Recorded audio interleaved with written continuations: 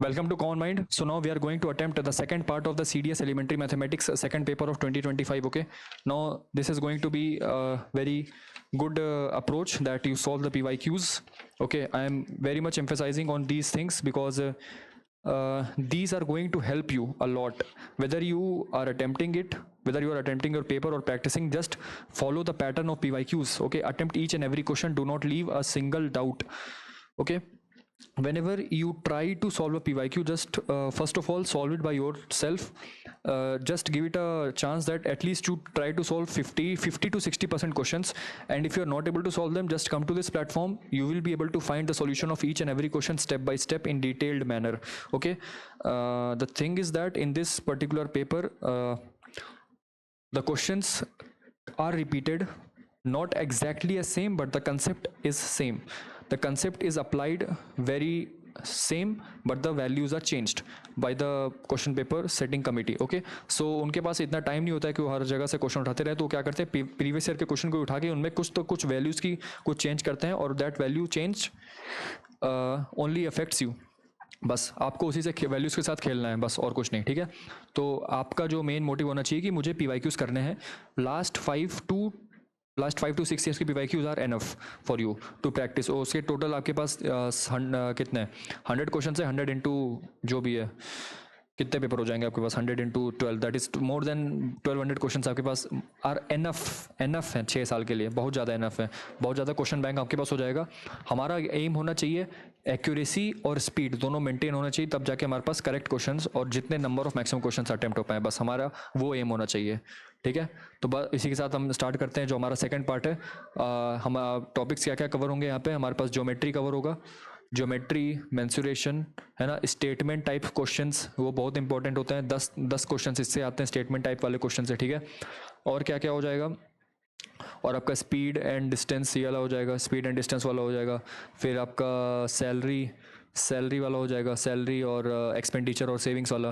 ठीक है, तो हमारे पास टाइम 2 घंटे हैं और मैक्सिमम मार्क्स 100 है. इन सब के अंदर हमें सारा पेपर अटेम्प्ट करना है, और हर एक क्वेश्चन का 1 मार्क्स है. Each question carries 1 marks, and for negative or any discrepancy in the OMR sheet, you will be deducted for minus 0.33 marks. Just keep remember these things, okay? ये चीज़ को मैं बार बार हमेशा वीडियो के स्टार्टिंग में इसलिए बोलता हूँ ताकि आप चीज़ों को याद रख पाएँ और आपको पता रहे कि हाँ ऐसी ऐसी चीज़ें होती हैं. ठीक है, आइए अटेम्प्ट करते हैं सेकेंड पार्ट 51st क्वेश्चन से. Two trains X and Y are traveling in the same direction at 100 km per hour and 60 km per hour respectively. Are traveling in the same direction. Train X crosses a man in train Y in 9 seconds. तो man तो static है, man अपनी जगह static है, वो train में बैठा हुआ है. मैन तो चल नहीं रहा है, मैन अपनी जगह स्टैटिक बैठा हुआ है. अब ये वाली जो ट्रेन है, उस मैन के पास इस ट्रेन की वेलोसिटी होगी, उस मैन के पास इस ट्रेन की वेलोसिटी होगी. और वो जो ट्रेन है वो मैन को क्रॉस कर रही है. ठीक है, वो जो ट्रेन है, ये ट्रेन एक्स है, अगर ये ट्रेन वाई है, अगर इस ट्रेन की लेंथ एक्स है, तो इस पॉइंट पे अगर ट्रेन का पहला हिस्सा आता है, यानी कि ट्रेन का इंजन आता है, और ट्रेन के इंजन से लेकर ट्रेन के लास्ट डब्बे तक इस मैन को टोटल कितनी डिस्टेंस कवर की गई है, उस ट्रेन की लेंथ एक्स के बराबर. ठीक है, तो जो टाइम लगा वो था 9 सेकेंड. और यहाँ पे जो टाइम का फॉर्मूला होता है वो होता है distance upon speed.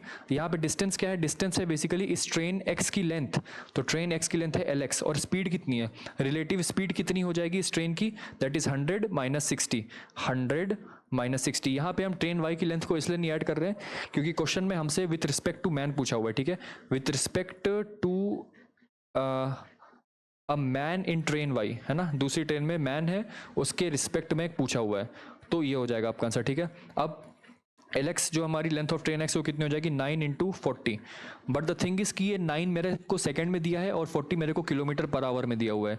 So kilometre per our को मीटर पर सेकंड में मल्टीप्लाई करने के लिए हम किससे मल्टीप्लाई करते हैं, 5/18 से. ठीक है, तो ये आपका 2 हो जाएगा और ये आपका 20 हो जाएगा. तो LX की वैल्यू कितनी आ जाएगी, 100 मीटर्स. जो ट्रेन L है उसकी जो लेंथ है वो कितनी आ जाएगी, 100 मीटर्स. ठीक है, next, 2 persons X and Y leave place P for place Q, यानी कि एक प्लेस है P और एक प्लेस है Q.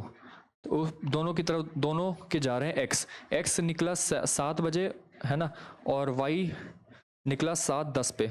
X निकला 7 पे और Y निकला 7:10 पे, respectively along the same path. Respectively along the same path. X walks at a speed of 4.8 kilometre per our.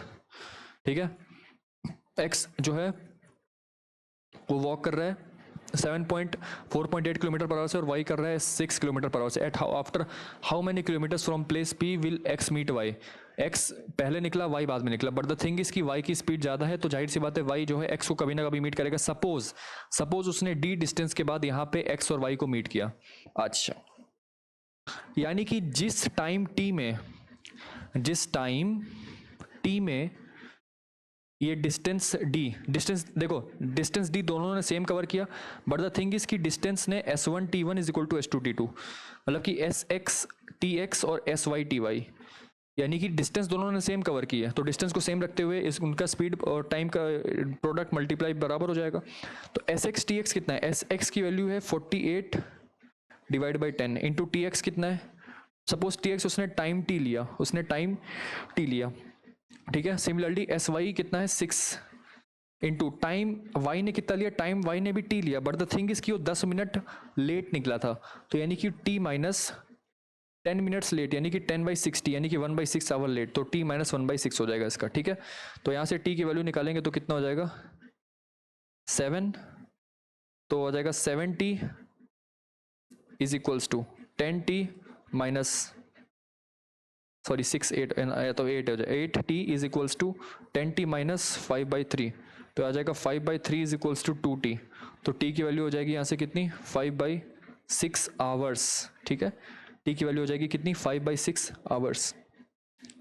अब हमसे क्या पूछा है, डिस्टेंस पूछा हुआ है, तो डिस्टेंस की वैल्यू कितनी हो जाएगी sx यानी कि 48 डिवाइड बाई 100 यानी कि 48 डिवाइड बाई 10 इंटू 5/6 आवर्स, तो किलोमीटर में आ जाएगा। तो 6 8 ज़ा 48 और 5 2 ज़ा 10, तो 2 से 4, तो आंसर कितना आ जाएगा मेरा डी की value it is 4, option number C, ठीक है। Next, there are 2 employees X and Y, X salary is first increase by 20%, यानी कि X salary is first increase by 20%, यानी कि एक्स प्लस एक्स बाई 12, ये हो जाएगा, कितना हो जाएगा, और यही सैलरी बाद में डिक्रीज हो गई, ठीक है। ये बाद में यही वाली जो सैलरी है आपकी, ये आपकी हो गई डिक्रीज, ठीक है। 1 minus this 90% of this, okay, 1 minus 10%, तो 10% से ये डिक्रीज हो गई, तो सक्सेसिव कितना हो जाएगा, जो नई सैलरी आ गई एक्स डैश कितनी आ जाएगी 1 प्लस 12/100 इंटू 1 माइनस 10/100, ये आ जाएगी। सिमिलरली वाई की सैलरी पहले 10 से इंक्रीज हुई, उसके बाद 12 से डिक्रीज कर गई, if their salaries at present are equal, तो एक्स डैश और वाई डैश की वैल्यू को बराबर कर दो यहाँ से, तो X dash is equals to Y dash, यानी कि यहाँ से एक्स इंटू ये कितना हो जाएगा 112/100 into 90/100 is equals to Y dash कितना हो जाएगा 110 divide by 100 into 88 divide by 100, 100 से 100 कैंसिल हो जाएगा। एक्स अपॉन वाई की वैल्यू मेरे को निकाली ना, हमसे पूछा है ratio of the initial salary of X to the initial salary of Y, तो एक्स अपॉन वाई कितना हो जाएगा यहाँ से 110 इंटू 88 डिवाइडेड बाई 112 इंटू 90, ठीक है। इसको सॉल्व करेंगे तो आंसर कितना आ जाएगा यहाँ से 256 244 22 28 2 11 ज़ा और 2 14 ज़ा, तो कितना हो जाएगा 11 into 11 upon 14 into 9 121 upon 126, option number C, ठीक है। 121 अपॉन 126। नेक्स्ट पे आता है, in a village consisting of p persons x percentage can read and write, of the males only y percentage can read and write, of the females only z percentage can read and write. अच्छा, village p person है, उसमें x percentage they can read और right, कहने का मतलब है suppose हमसे क्या पूछा है क्वेश्चन में कि what is the number of males in the village, suppose the number of males in the village are K, number of males जो है के हैं, ठीक है। तो फीमेल्स कितनी हो जाएंगी, फीमेल्स मेरे पास कितनी हो जाएंगी p माइनस के। अब हमसे बोल रहा है कि x percentage can read and right, so total read and right कितने हो जाएंगे, x परसेंटेज ऑफ p, ये हो जाएंगे। अच्छा, अब उसमें हमको दे रखा है कि of the males only y percentage can read and right, यानी कि y परसेंटेज मेल्स जो हैं वो रीड राइट कर सकते हैं, यानी कि y percentage of k can read and right, in males. Similarly अगर फीमेल्स की बात करें तो Z% है, तो Z percentage of P minus के रीड एंड राइट कौन कर सकती हैं? फीमेल्स. तो अगर मेरे से नंबर ऑफ मेल्स पर मैं दोनों को ऐड कर दूंगा तो total number of read and write females आ जाएंगे, read and write males and read and write females. तो वाई के plus Z into P minus के अपॉन में 100, ये आ जाएंगे total number of read and write males and females. और टोटल हमारे पास रीड एंड राइट कितने दे रखे हैं ये, तो इसको मैं इसके बराबर कर दूंगा. तो यहाँ से कैंसिल आउट हो जाएगा. हमसे क्या पूछ रहा है? नंबर ऑफ मेल्स, यानी कि मेरे से पी की वैल्यू पूछ रहा है. तो इसको उधर ले जाएंगे तो y into K is equals to P, y into K, अच्छा बेसिकली सॉरी के की वैल्यू पूछ रहा है. तो के यहाँ से कितना हो जाएगा? के को कॉमन लेंगे तो आ जाएगा y minus Z is equals to P into X minus Z, P into X minus Z. और के अब हमसे के ही पूछ रहा है तो p into X minus Z upon में y माइनस जेड. ये हमारा आंसर आ जाएगा के.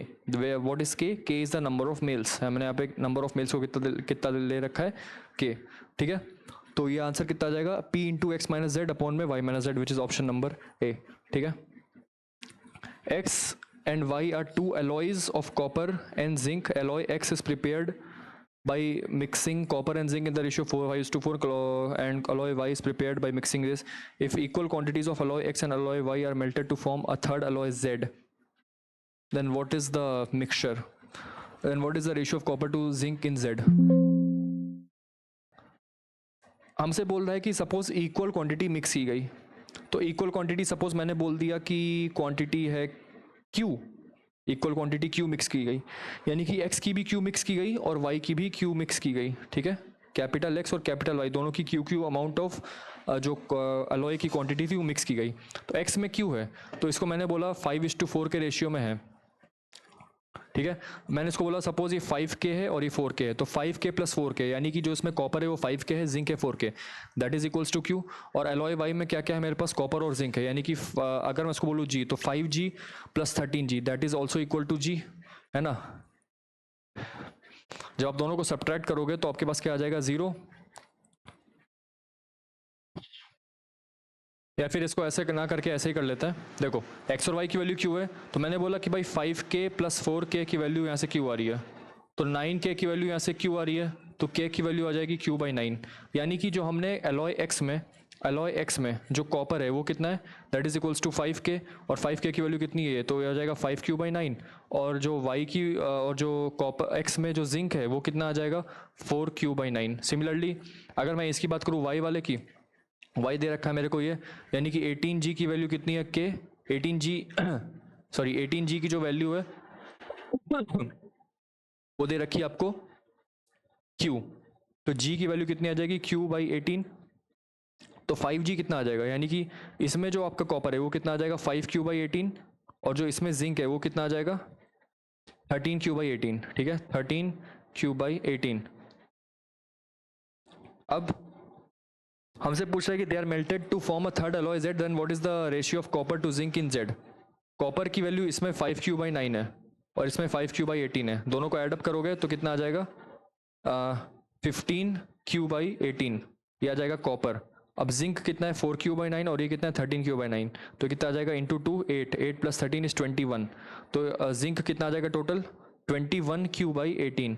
दोनों को जब डिवाइड करोगे तो आएगा 21Q/18. 18 से 18 कैंसिल आउट हो जाएगा, तो कॉपर इज टू जिंक कितना आ जाएगा?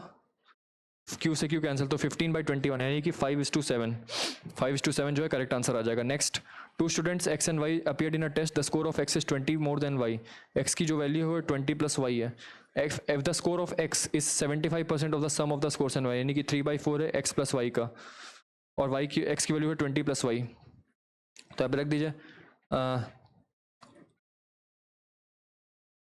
20 plus Y is equal to 3/4 20 plus 2Y. तो यहाँ से Y की वैल्यू निकल आएगी कितनी? 80 plus 4Y is equal to 60 plus 6Y. तो यहाँ से आ जाएगा 20 इज इक्वल टू 2Y, तो Y की वैल्यू आ जाएगी 10, और Z X की वैल्यू आ जाएगी 30. तो Y की वैल्यू 10 आ गई, X की वैल्यू आ गई 30. हमसे पूछा X to Y का रेशियो क्या हो जाएगा? तो 3:1 जो है इसका रेशियो हो जाएगा, है ना. नेक्स्ट,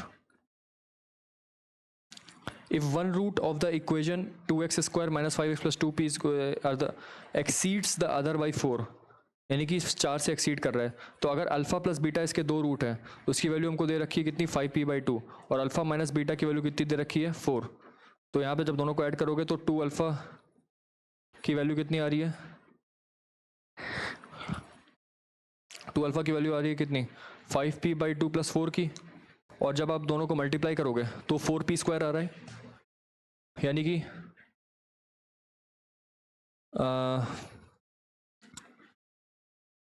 अल्फा बीटा जो कि रूट है वो कितना आ रहा है 2p², सॉरी p² आ रहा है। अल्फा बीटा की वैल्यू आपके पास p² आ रही है, ठीक है। और एक रूट जो है दूसरे को कर रहा है, यानी कि अल्फा माइनस बीटा की वैल्यू 4 है, तो बीटा की वैल्यू हो जाएगी कितनी 4 माइनस अल्फा, 4 माइनस अल्फा ये हो जाएगा, ये कितना दे रखा है p², यानी कि 4 अल्फा माइनस अल्फा स्क्वायर की वैल्यू यहाँ से p² आ रही है। अल्फा की वैल्यू यहाँ से कितनी आ जाएगी 5p/4 + 2, और यहाँ पे सब्स्टिट्यूट करेंगे तो कितना आ जाएगा, तो यहाँ पे अल्फा की वैल्यू 5p/4 + 2 सब्स्टिट्यूट करेंगे तो कितना आ जाएगा, 4 से जाएगा तो 5p + 8 माइनस में अल्फा स्क्वायर कितना हो जाएगा 25p²/16 + 4 + 5p 2ab हो जाएगा ना, तो that is equals to p²। तो ये कितना हो जाएगा 5p से ये कैंसिल आउट हो जाएगा, और 8 - 4 हो जाएगा 4 is equal to p² into 25 + 16 + 1 25 + 16 25 + 1 25 + 16 कितना हो जाएगा 41 / 16।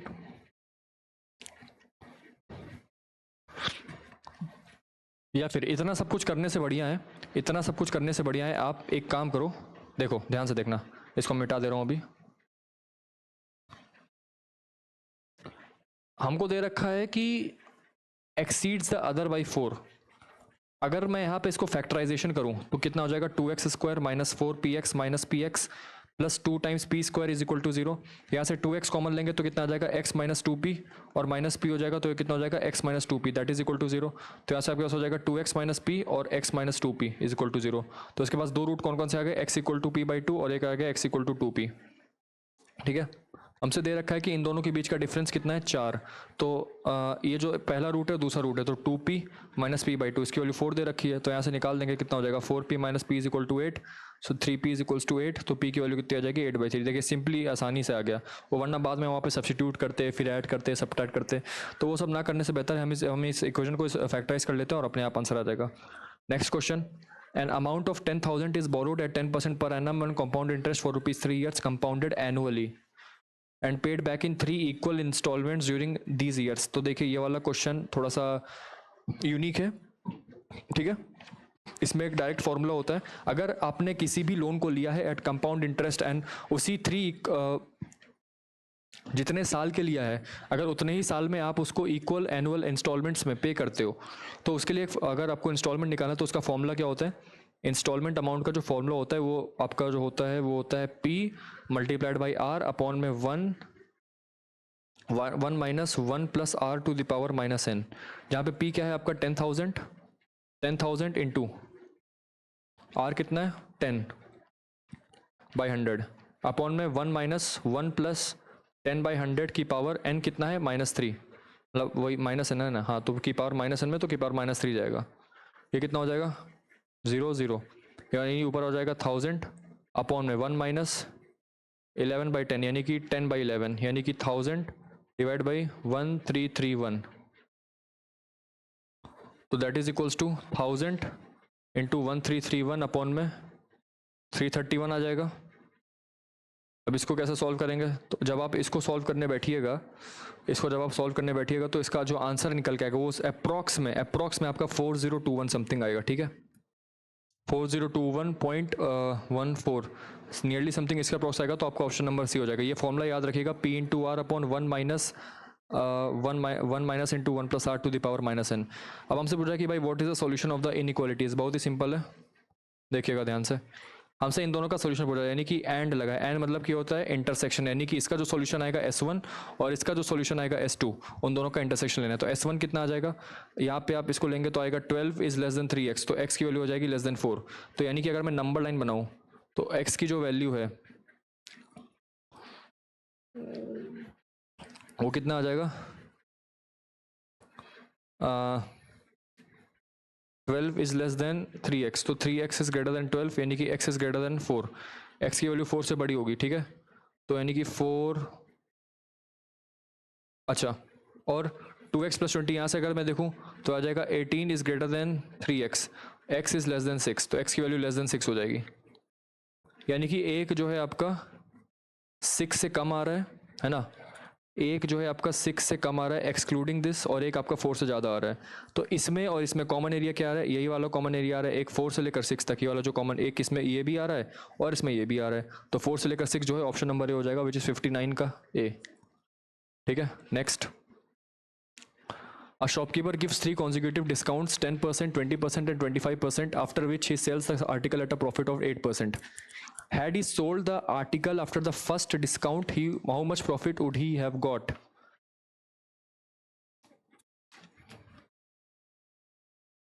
मतलब कहने का इस क्वेश्चन में ये है कि शॉपकीपर ने कॉन्जिक्यूटिव डिस्काउंट्स दिए हैं, which he sells the article at a profit of 8% on the cost price. Had he sold the article after the first discount, how much profit would he have got? Suppose जो marked price था item पे, मतलब कि जो item पे आपका जो marked price था, है ना, एक है कॉस्ट, देखिए 3 चीज़ें होती हैं, एक होती है कॉस्ट प्राइस, एक होती है मार्क्ड प्राइस, और एक होती है टैग्ड, मतलब इसको टैग्ड प्राइस भी बोलते हैं, मार्क्ड प्राइस, और एक होती है सेलिंग प्राइस। हमसे बोला है कि शॉपकीपर ने 3 कॉन्जिक्यूटिव डिस्काउंट्स दी। अब देखिए, आप किसी भी शॉप में जाते हो, कोई भी चीज़ खरीदते हो, सपोज कोई ड्रेस हो गई या फिर कुछ भी दूसरी आपकी कॉमोडिटीज़ हो गई, कोई भी नेसेसरी, तो उस पर एक होता है टैग्ड प्राइस, यानी कि वहाँ पे जो क्लोथ पे या फिर किसी ड्रेस पे लिखी होती है, जो टैग में एक प्राइस लिखी होती है ना, उसको हम बोलते हैं टैग्ड प्राइस या फिर मार्क्ड प्राइस, ठीक है। अब उस मार्क्ड प्राइस पे शॉपकीपर ने डिस्काउंट दिया है, शॉपकीपर ने डिस्काउंट दिया, यानी कि अगर मैं मार्क्ड प्राइस को x लेता हूँ, फॉर इंस्टेंस अगर मैंने इसको x लिया, तो सक्सेसिव डिस्काउंट्स का फॉर्मूला क्या होता है, 1 माइनस 10/100, फिर 1 माइनस 20/100, और फिर 1 माइनस 25/100। कहने का मतलब है कि क्या बन गया मेरे पास, x into 9/100, sorry x into 9/10, x into 9/10 plus x into 9/10 into में क्या हो जाएगा 4/5, इंटू में क्या हो जाएगा 3/4, 4 से 4 कैंसिल आउट हो जाएगा, तो कितना हो जाएगा 9 3 27x,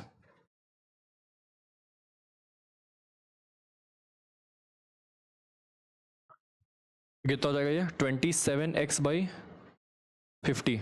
तो ये आपका जो है वो सेलिंग प्राइस हो गया, that is equal to selling price. अब हमसे बोल रहा है कि सेलिंग उसने जब ये बेचा तो उसको 8% का प्रॉफिट हुआ कॉस्ट प्राइस पे, और हमको प्रॉफिट परसेंटेज का फॉर्मूला पता होता है क्या, selling price minus cost price upon cost price into 100। ये हमको प्रॉफिट परसेंटेज कितना दे रखा है 8। तो यहाँ से अगर मैं देखूँ तो सेलिंग प्राइस कितना आ जाएगा, that is equals to CP multiplied by 108/100, ठीक है। अभी जो मेरे पास कॉस्ट प्राइस है, SP की वैल्यू ये आ गई, ठीक है। यहाँ से आप देख सकते हो क्या कि जो मेरे पास सेलिंग प्राइस है वो 27x/50 यानी कि मार्क्ड प्राइस हो जाएगी यहाँ से। तो यहाँ से मैं SP को यदि लिखूँ 27x/50, that is equals to CP multiplied by 100/100, तो ये कितना हो जाएगा 2, और ये कितना हो जाएगा 4, ये हो जाएगा 2, यानी कि जो मेरी मार्क्ड प्राइस है, यानी कि मार्क्ड प्राइस यानी कि x, that is equals to 2 times cost price, 2 times cost price हो गई। अब हमसे बोल रहा है क्या क्वेश्चन में कि had he sold the article after the first discount, यानी कि पहले डिस्काउंट में यदि उसने सोल्ड किया होता, यानी कि सेलिंग प्राइस की वैल्यू 9x/10 ही होती, तो उस केस में जो उसके पास प्रॉफिट, उसके प्रॉफिट आता है तो वो कितना आता है, कॉस्ट प्राइस तो उतनी रहेगी। तो यहाँ पे जो प्रॉफिट परसेंटेज है वो हमको निकालना है, यानी कि 9x/10 माइनस में cost price upon cost price into 100। अब सिंस हमने कॉस्ट प्राइस की वैल्यू निकाल दी यहाँ से कितनी x/2, ठीक है, x/2, तो यहाँ पे कॉस्ट प्राइस कितना हो जाएगा x/2, और इसी x/2 को यहाँ पे पुट करिए तो कितना आ जाएगा आपके पास 9x/10 माइनस x/2 अपॉन में x/2 इंटू 100, तो 4, यानी कि 5x divide by 8 into 2 divide by x, तो x 2 से 4 गया, तो इंटू 100 में कितना हो जाएगा 20,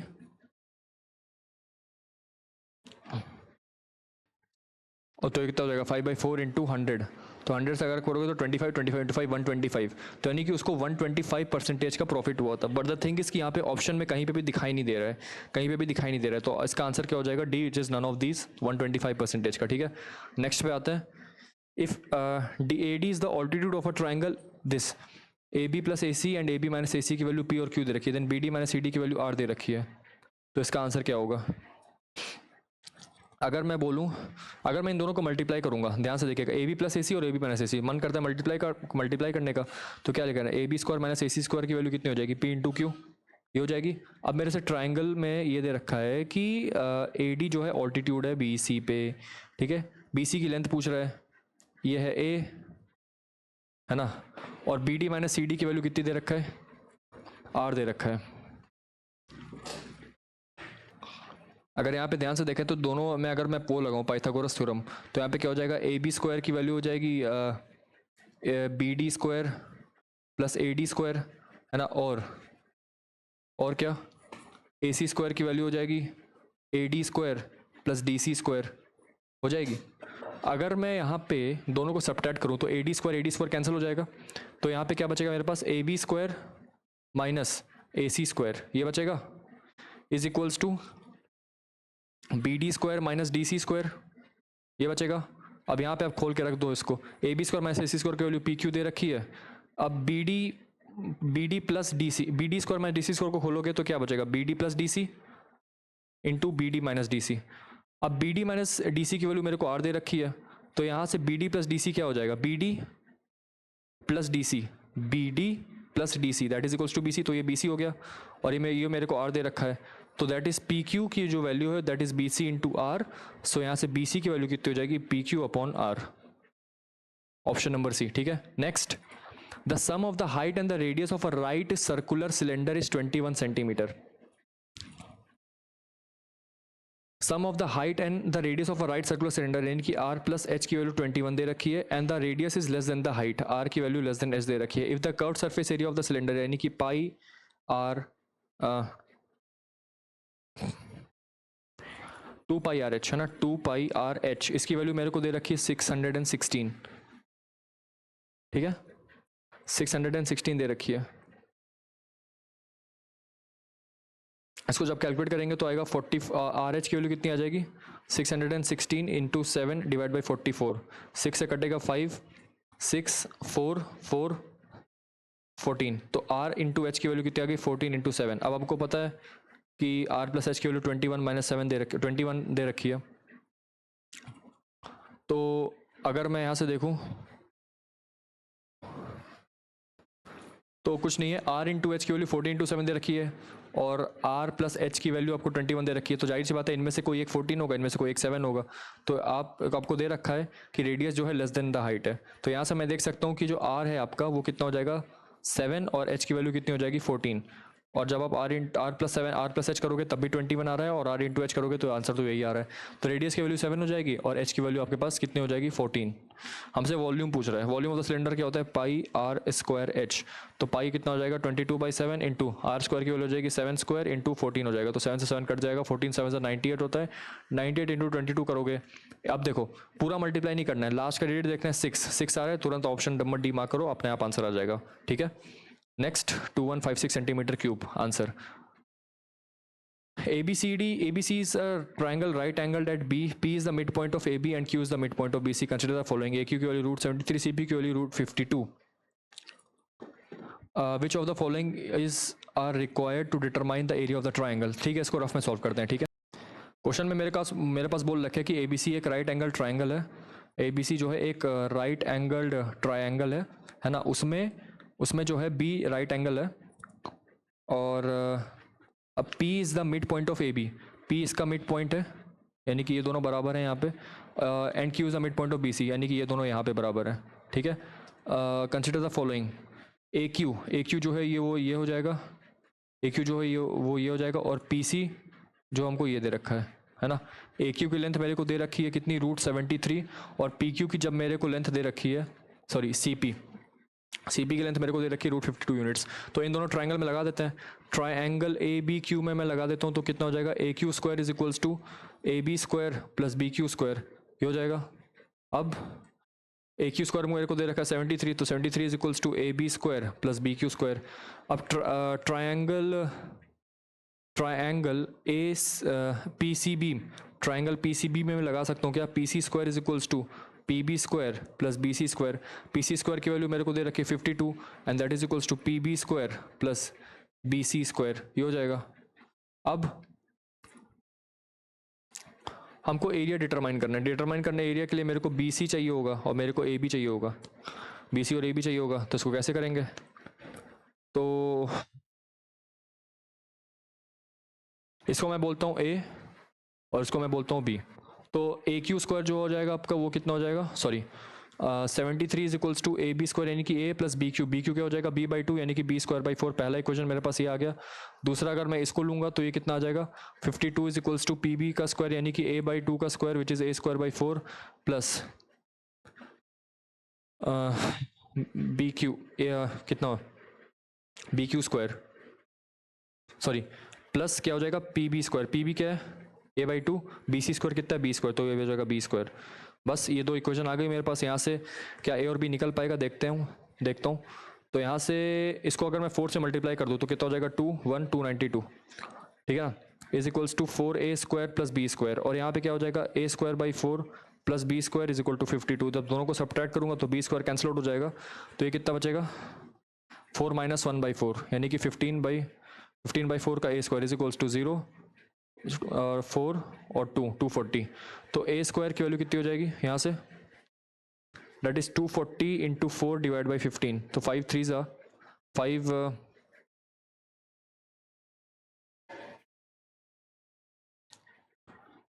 5 4 ज़ा 20 45 8 ज़ा, तो यहाँ से 3 से 16।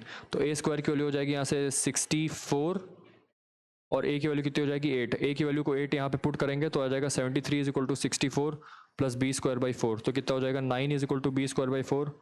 तो यहाँ से बी की वैल्यू कितनी आ जाएगी 6, ए की वैल्यू 8, बी की वैल्यू आ जाएगी 6, ठीक है 8 और ये 6। तो एरिया हम यहाँ से पता लगा लिए, एरिया कितना आ जाएगा 8 into 6 that is 4 and that is 24 centimetre square. Area कितना आ जाएगा 24 सेंटीमीटर स्क्वायर, ठीक है।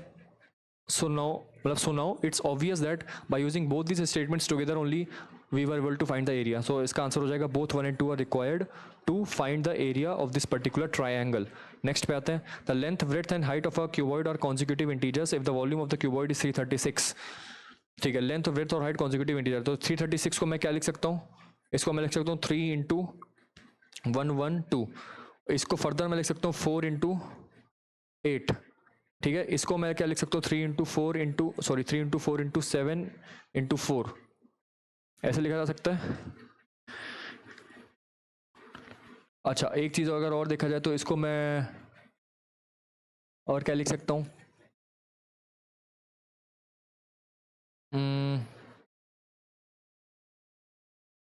अगर मैं इसको 2 में ब्रेक करूँ फर्दर तो 2 इंटू 2 में ब्रेक हो जाएगा, तो 3 इंटू 2 हो जाएगा 6 इंटू 2 इंटू 7 इंटू 4।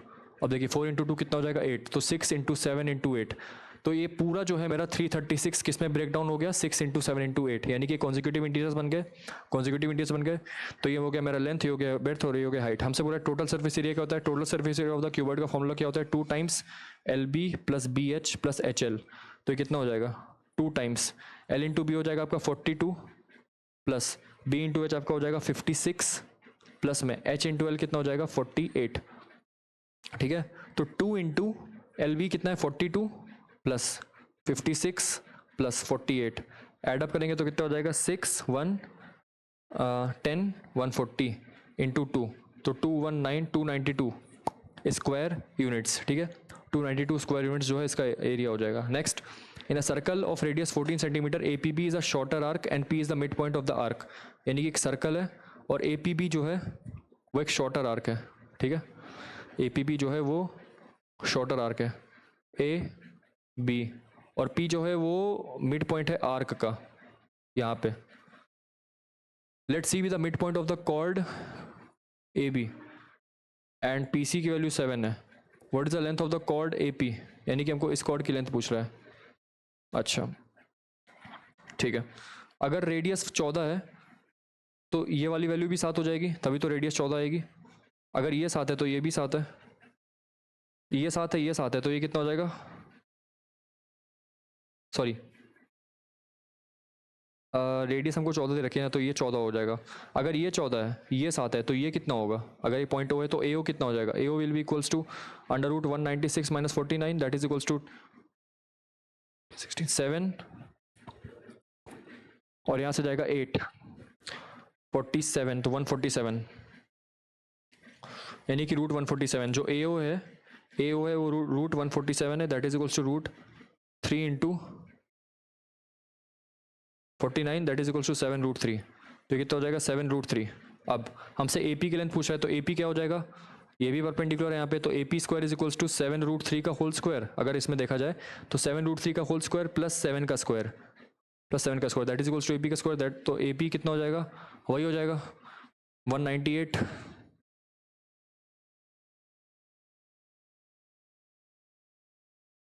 है ना, सॉरी वन ये कितना हो जाएगा 149 टू 3 147 प्लस 49 6 1 196 हो जाएगा, सॉरी 196, तो ए पी की वैल्यू हो जाएगी रूट 196, तो यहाँ से ए पी की वैल्यू कितनी आ जाएगी आपके पास 14, ठीक है। So the answer is the chord of the length A P is option number D, that is 14 centimetre, ठीक है। Next, the two poles of height 10 metre 50 metre 25 metre apart, what is the point of intersection of the lines joining the tip of each pole to the foot. देखिए यहाँ पे ये 10 metre का है, ये suppose मैंने मान लिया कि ये 15 मीटर का है, ये 15 मीटर का है, और ये 10 मीटर का है, ठीक है। और वो कितने दूर पे खड़ा है, 25 मीटर की दूरी पे खड़े हुए हैं। हमसे बोल रहा है कि height of intersection of the point of intersection height of the point of intersection of the line joining the tip of each pole to the foot of other pole. कहने का मतलब है कि हमसे ये पूछ रहा है इस वाले का टिप और इस वाले का फुट प्लस इस वाले का टिप और इस वाले का फुट, इन दोनों का जो इंटरसेक्शन हो रहा है उसका वैल्यू पूछ रहा है, उसका हाइट पूछ रहा है। तो एक काम करते हैं, इसको सॉल्व करने का तरीका क्या होता है, इसको सॉल्व करने का तरीका आप इसको कोऑर्डिनेट सिस्टम में एज्यूम करो कि ये 0,0 गिवन है, ये 0,0 है, तो ये वैल्यू आपके पास कितनी हो जाएगी 25,0, ये वैल्यू कितनी हो जाएगी 25,10, ये वैल्यू कितनी हो जाएगी 0,15। तो बस आपके पास ये इक्वेशन आ जाएगी इस वाले लाइन की। अगर मैं इसको बोलता हूँ ए बी सी डी ई, तो equation of line B D कितनी हो जाएगी, बी डी की वैल्यू कितनी हो जाएगी y minus Y one is equals to Y two minus Y one upon X two minus X one into X minus X one, ये हो जाएगा -5, तो कितना हो जाएगा -5y is equals to 3x minus 75, 3x plus 5y is equal to 75 which is option number A, मतलब equation number A. Equation number A मेरे पास आ गई। दूसरी इक्वेशन में इस वाली लाइन का equation of line B D, अब मैं दूसरी वाली लाइन का इक्वेशन लिखूंगा, ये इस वाली लाइन का इक्वेशन, तो इसका इक्वेशन कितना हो जाएगा y is equals to 10/25 into X, है ना, 2x इक्वल्स टू 5y, ये मेरे पास आ जाएगा इक्वेशन नंबर मतलब इक्वेशन ऑफ लाइन AC। जब मैं इन दोनों लाइन को सॉल्व करूंगा, यानी कि इस वाली लाइन को और इस वाली लाइन को सॉल्व करूंगा, तो पॉइंट ऑफ इंटरसेक्शन आ जाएगा E, है ना, x की वैल्यू आ जाएगी 5y/2, हमको वही y चाहिए। जब इसका मैं y कोऑर्डिनेट निकाल दूंगा तो मेरे पास आंसर आ जाएगा, तो x को मैं यहाँ पे 5y/2 रख दूंगा, तो 3 into 5y/2 plus 5y is equal to 75, 5y common ले लेंगे, तो यहाँ पे कितना आ जाएगा 5/2 इज इक्वल टू 75, तो 5 से कटा 15, ये कटेगा 3, तो यहाँ से जो y की वैल्यू आ जाएगी वो आ जाएगी 6 मीटर, ठीक है। तो इसका जो y कोऑर्डिनेट है, इन दोनों लाइंस के इंटरसेक्शन यहाँ पे x, y देगा, तो इसका जो y कोऑर्डिनेट मैंने निकाला वो कितना आएगा 6। आपको x कोऑर्डिनेट निकालने की जरूरत नहीं है, बिकॉज हमसे सिर्फ और सिर्फ हाइट पूछा हुआ है, तो इसकी हाइट कितनी हो जाएगी 6 मीटर्स 66, ठीक है। फर्दर अभी वाला देखते हैं, A B plus B C एक ट्राइंगल है which is right angle at B, और ये है पॉइंट ए, ये है point C. A B plus B C exceeds A C, यानी कि अगर मैं ए बी को बोलता हूँ C, suppose X Y Z मैंने बोला, ठीक है। हमसे बोला है कि X plus Y minus Z, इसकी वैल्यू दे रखी है 10। If the perimeter of triangle is 60 units, perimeter of triangle क्या हो जाएगा X plus Y plus Z that is equal to 60 units. दोनों को ऐड करेंगे तो 2x प्लस वाई की वैल्यू यहाँ से 70 आ जाएगी, तो x प्लस वाई की वैल्यू आ जाएगी 35, ठीक है। x प्लस वाई की वैल्यू आ जाएगी 35,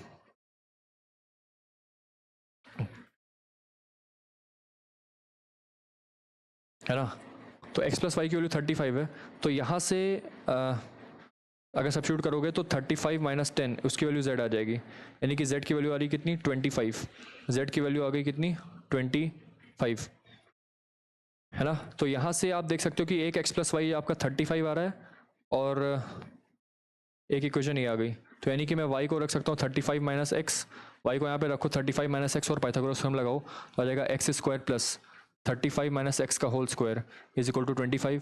सॉल्व करेंगे तो आएगा एक्स स्क्वायर प्लस 35 का होल स्क्वायर कितना होता है 5 2 7 1 10 0 5 2 1 2 2 5, ठीक है 1 2 2 5 plus X square minus 70x is equals to 25। तो एक्स स्क्वायर 2x स्क्वायर हो जाएगा 2x square minus 70x plus 1200 है ना is equal to 0। X square minus 35x, इसको ऐसे रहना रख के इसको ऐसे भी रख सकते हैं, ये आपका कितना हो जाएगा X square minus 35x plus 600 equal to 0। तो ये कितना हो जाएगा आपका, इसको कैसे तोड़ेंगे एक्स स्क्वायर माइनस 300 15 सॉरी ये 625 होगा ना, ये 625 होगा। तो जब आप इसको 625 से माइनस करोगे तो यहाँ पे वैल्यू कितनी आ जाएगी 600, ठीक है ये 600 आ जाएगा। अभी इसको फर्दर सॉल्व करोगे तो आपके पास जो फैक्टर खुलेगा आ जाएगा 2x स्क्वायर माइनस में 40x में माइनस में 30x में प्लस 600। तो यहाँ से x खुलेगा तो आ जाएगा 2x माइनस 20 माइनस में 30 खुलेगा तो आ जाएगा x माइनस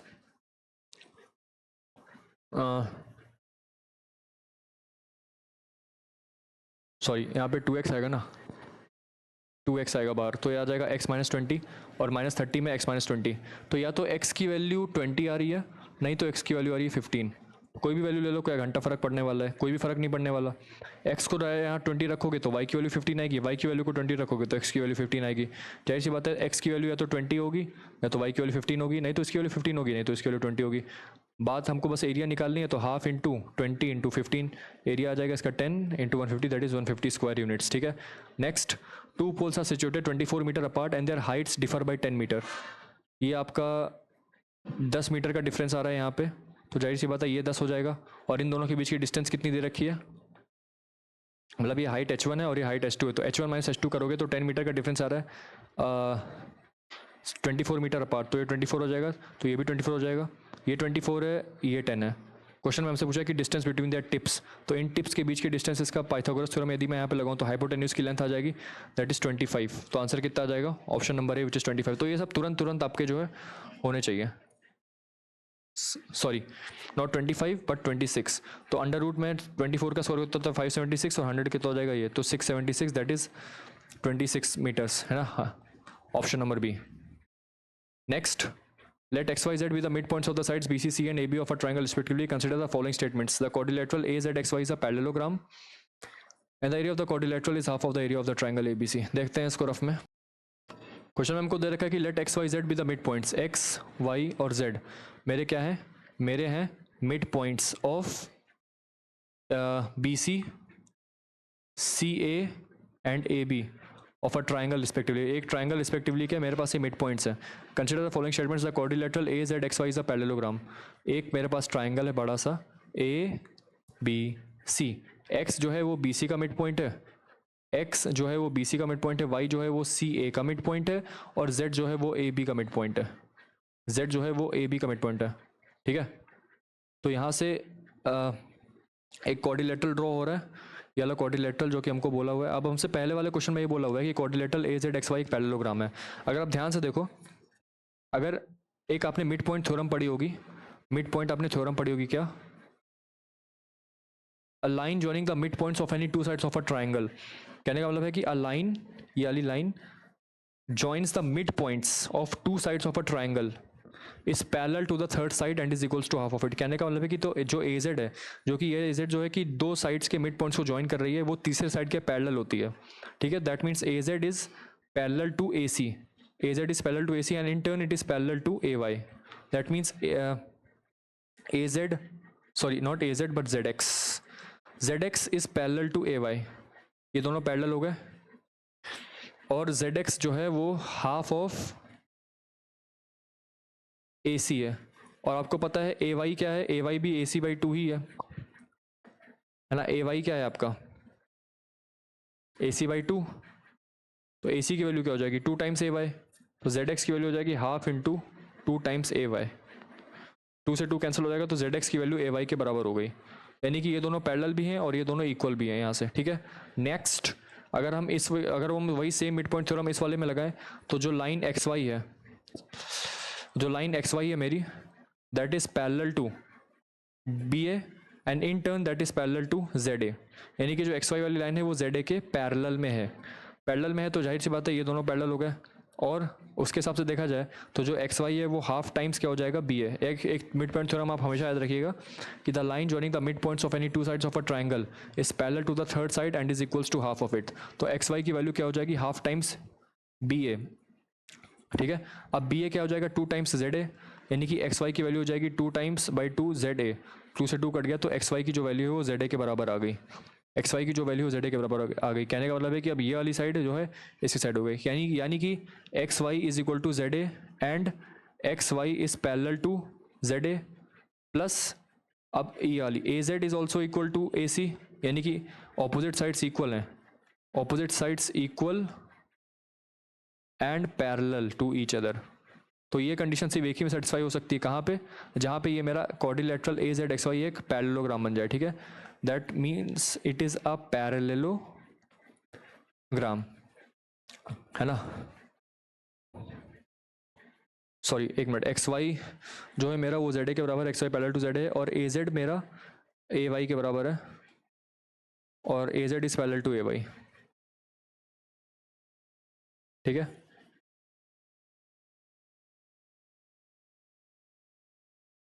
ए जेड नहीं जेड एक्स, तो जेड एक्स जो है मेरा वो यहाँ पे किसके बराबर है, ए वाई के बराबर, and as well as Z X is parallel to A Y, ये हो जाएगा, ठीक है। तो यहाँ पे क्या क्राइटेरिया मीट हो रहा है, ऑपोजिट साइड्स इक्वल हैं plus they are parallel also, तो जाहिर सी बात है ए जेड वाई एक्स मेरा क्या है, ए जेड एक्स वाई मेरा क्या है, एक पैरेललोग्राम है, तो पहला स्टेटमेंट मेरा सही है। दूसरा हमसे कह रहे हैं कि the area of the quadrilateral A Z X Y is half of the area of triangle A B C. अच्छा ठीक है, अगर मैं बोलूं कि ये पैरेललोग्राम है मेरा, पैरेललोग्राम अगर साइड इसकी सपोज ए है और इसकी साइड बी है, तो इसकी साइड कितनी हो जाएगी a बाई 2 और सॉरी b बाई 2, और इसकी साइड कितनी हो जाएगी a बाई 2, यानी कि जो पैरेललोग्राम की साइड से वो क्या क्या है मेरे पास a by 2 into B by 2, but उनके बीच का एक एंगल भी लेना है, तो एंगल कितना हो जाएगा साइन है, तो ये मेरे पास किसका एरिया आ जाएगा क्वाड्रिलेटरल का, ये हो जाएगा क्वाड का। ट्राइंगल का एरिया कितना हो जाएगा हाफ ए बी यानी कि A B into sine of the included angle that is sine A. तो अब जब दोनों को डिवाइड करेंगे तो क्वाड्रिलेटरल का एरिया अपॉन ट्राइंगल का एरिया, ए बी से ए बी कैंसिल आउट हो जाएगा, हाफ से हाफ कैंसिल हो जाएगा, तो कितना आ जाएगा साइन से साइन कैंसिल आउट हो जाएगा, यानी कि 1/2 आ रहा है। तो जाहिर सी बात है जो क्वाड्रिलेटरल का जो एरिया आ रहा है वो ट्राइंगल के एरिया का आधा है, ठीक है, ट्राइंगल के एरिया का आधा, that means the area of the quadrilateral is half of the area of the triangle ABC, that means second statement is also correct. तो हमारे दोनों के दोनों स्टेटमेंट्स यहाँ पे करेक्ट होते हैं, ठीक है ना, ये दोनों के दोनों स्टेटमेंट यहाँ पे करेक्ट हैं, so the answer is both 1 and 2 are correct. Next, consider the following angles. How many of the above can be an exterior angle of a regular polygon? वो तभी हो पाएंगे जब 360 डिग्री अपॉन n, जो कि एक exterior angle का measurement होता है, that is equals to an integer. वो तभी हो पाएगा जब 360 डिग्री अपॉन एनी डिग्री, ये हमारे पास एक्सटीरियर एंगल आ गया, तो 360 degree upon exterior angle is equals to N,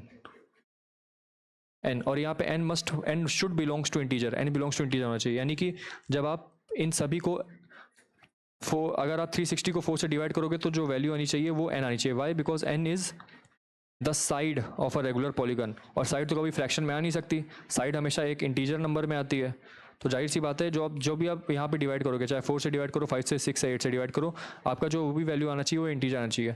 तो 4 से डिवाइड करने पे 90 आता है, 5 से डिवाइड करने पे 72 आता है, 6 से डिवाइड करने पे 60 आता है, और 8 से डिवाइड करने पे 42 आता है, ठीक है। तो सॉरी 8 से डिवाइड करने पे 45 आता है, ठीक है। 45, 60, 72 और 90, तो सब में एक इंटीजर नंबर ही आ रहा है, यानी कि जब आप यहाँ पे कोई भी एंगल रखोगे, कोई भी एंगल इन सब में से रख दो, तो वो आपका इंटीजर वैल्यू दे रहा है, तो जाहिर सी बात है they can be the sides, how many of the above can be exterior angle, so therefore they all can be the exterior angle of the regular polygon, so all 4 will be the answer. Next, in a triangle ABC angle A की value 30 degree दे रखी है.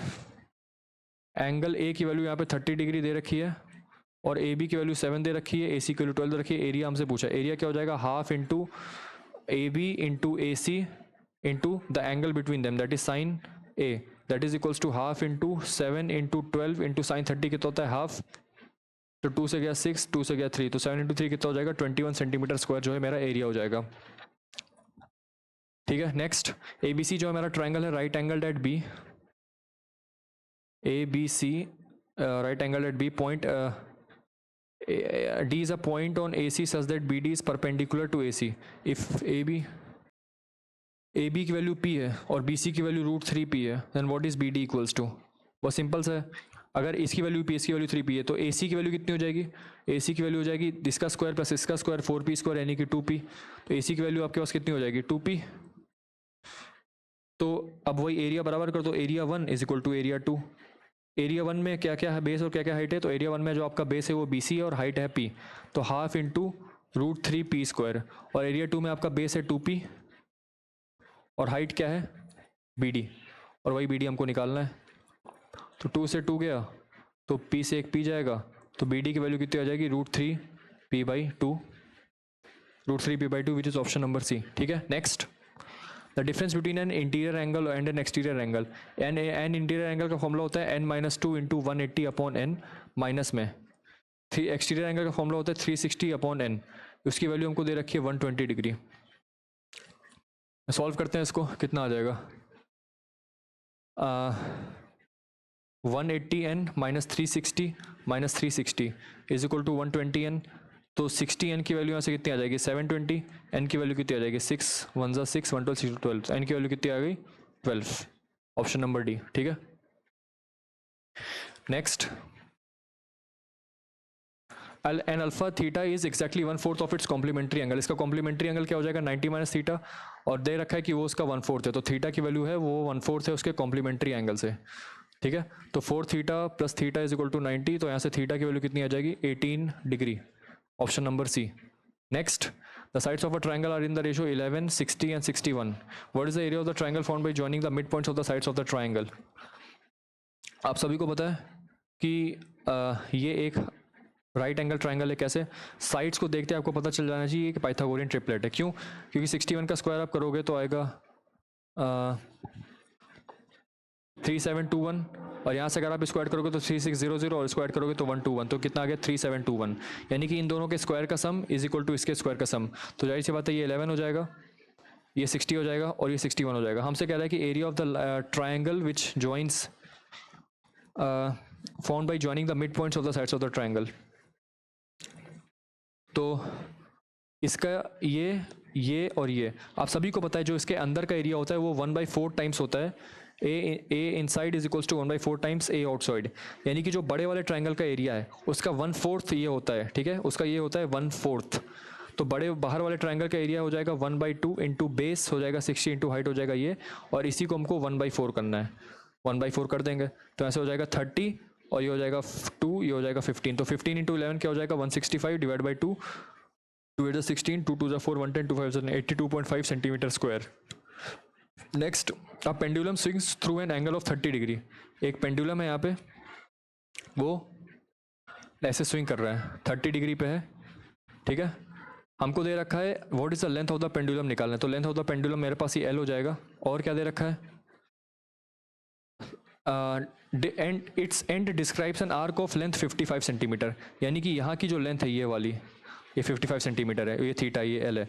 तो हमको पता है S is equals to L theta, ये आपका S है, ये आपका थीटा दे रखा है, where theta is in radians. तो S की वैल्यू आपको 55 दे रखी है, L की वैल्यू निकालनी है, थीटा की वैल्यू 30 है, तो 30 इंटू π/180 से इसको इसमें कन्वर्ट कर लेंगे, दैट इज π/6. तो L की वैल्यू कितनी हो जाएगी यहाँ से 55 इंटू 6 डिवाइड बाई पाई, यानी कि इंटू 7/22. तो 2 से गया यहाँ से, 2 से 3 गया यहाँ से, ये 5 गया, तो 5 इंटू 3 हो जाएगा 15. 15 7 से कितना होता है 15 6 90 होता है, 15 7 से 105 होता है. तो आंसर कितना आ जाएगा ऑप्शन नंबर C. तो यहाँ से आपको ये वाला फॉर्मूला पता होना चाहिए, S is equals to L theta, तभी आप लगा पाओगे. ठीक है. Next, A conical tent has an angle of 60 degree at the vertex. If the curved surface area is 100 metre square, then what is the volume of the tent? देखो curved angle 60 degree दे रखा है, तो इसका जो ये हो जाएगा वो 30 डिग्री हो जाएगा, कर्व्ड सरफेस ये आएगा 30 डिग्री हो जाएगा, ठीक है। नेक्स्ट, और क्या पूछ रहा है, कर्व्ड सरफेस एरिया कितना होता है, pi into R into L, वो आपको दे रखा है 100, ठीक है। तो यहाँ से निकालो, अगर इसकी वैल्यू है आर, तो यहाँ से अगर यदि मैं निकालूँ तो कितना हो जाएगा ये, cos 30 is equals to base upon hypotenuse यानी कि एल, तो यहाँ से एल आ जाएगा आपका कितना, आर डिवाइड साइन 60 हो जाएगा √3/2, तो 2r/√3 हो जाएगा ये, है ना। एल की वैल्यू ये हो जाएगी, तो यहाँ से यदि आप रखोगे तो कितना हो जाएगा, pi into R upon 2√3, that is equals to curve surface area हमको दे रखा है 100, ठीक है। तो 250, तो पाई आर स्क्वायर की वैल्यू कितनी हो जाएगी, 50√3। हमको बोल रहा है कि वॉल्यूम ऑफ द टेंट निकालो, तो वॉल्यूम ऑफ द टेंट क्या होता है, 1/3 pi R square H. H कितना हो जाएगा, साइन 30, सॉरी कॉस 30 आपका ये हो जाएगा ना, साइन 30 1/2 होगा, 1/2 तो 1/2, एल की वैल्यू कितनी हो जाएगी, 2r, एल की वैल्यू हो जाएगी 2r, तो pi R L is equal to 100 दे रखा है, आर की एल की वैल्यू हो जाएगी 2r, तो कितना हो जाएगा, पाई 2r स्क्वायर की वैल्यू 100 हो जाएगी, तो पाई आर स्क्वायर की वैल्यू यहाँ से कितनी हो रही है, 50, पाई आर स्क्वायर की वैल्यू 50 हो गई, तो 1/3 इंटू 50 इंटू एच। अब एच की वैल्यू चाहिए, एच की वैल्यू के लिए मैं यहाँ पे क्या करूँगा, cos 30 लगा दूंगा, तो cos 30 is equals to H upon L, तो √3/2, तो एच की वैल्यू कितनी आ जाएगी, एल √3/2 एल, ठीक है। और एल की वैल्यू कितनी दे रखी है, 2r, है ना, तो एच की वैल्यू कितनी हो जाएगी, 2r √3 डिवाइड बाई 2, 2 से 2 कर जाएगा तो √3r हो जाएगा। अब आर की वैल्यू यहाँ से निकाल दो, तो आर की वैल्यू कितनी हो जाएगी, 5√2/पाई, आर की वैल्यू कितनी हो जाएगी, और यहाँ से √3 इंटू 5√2/पाई, तो 1/3 इंटू 50 इंटू 5 इंटू √6 अपॉन √पाई, ये हो जाएगा, ठीक है। √3 से √3 कैंसिल आउट होगा,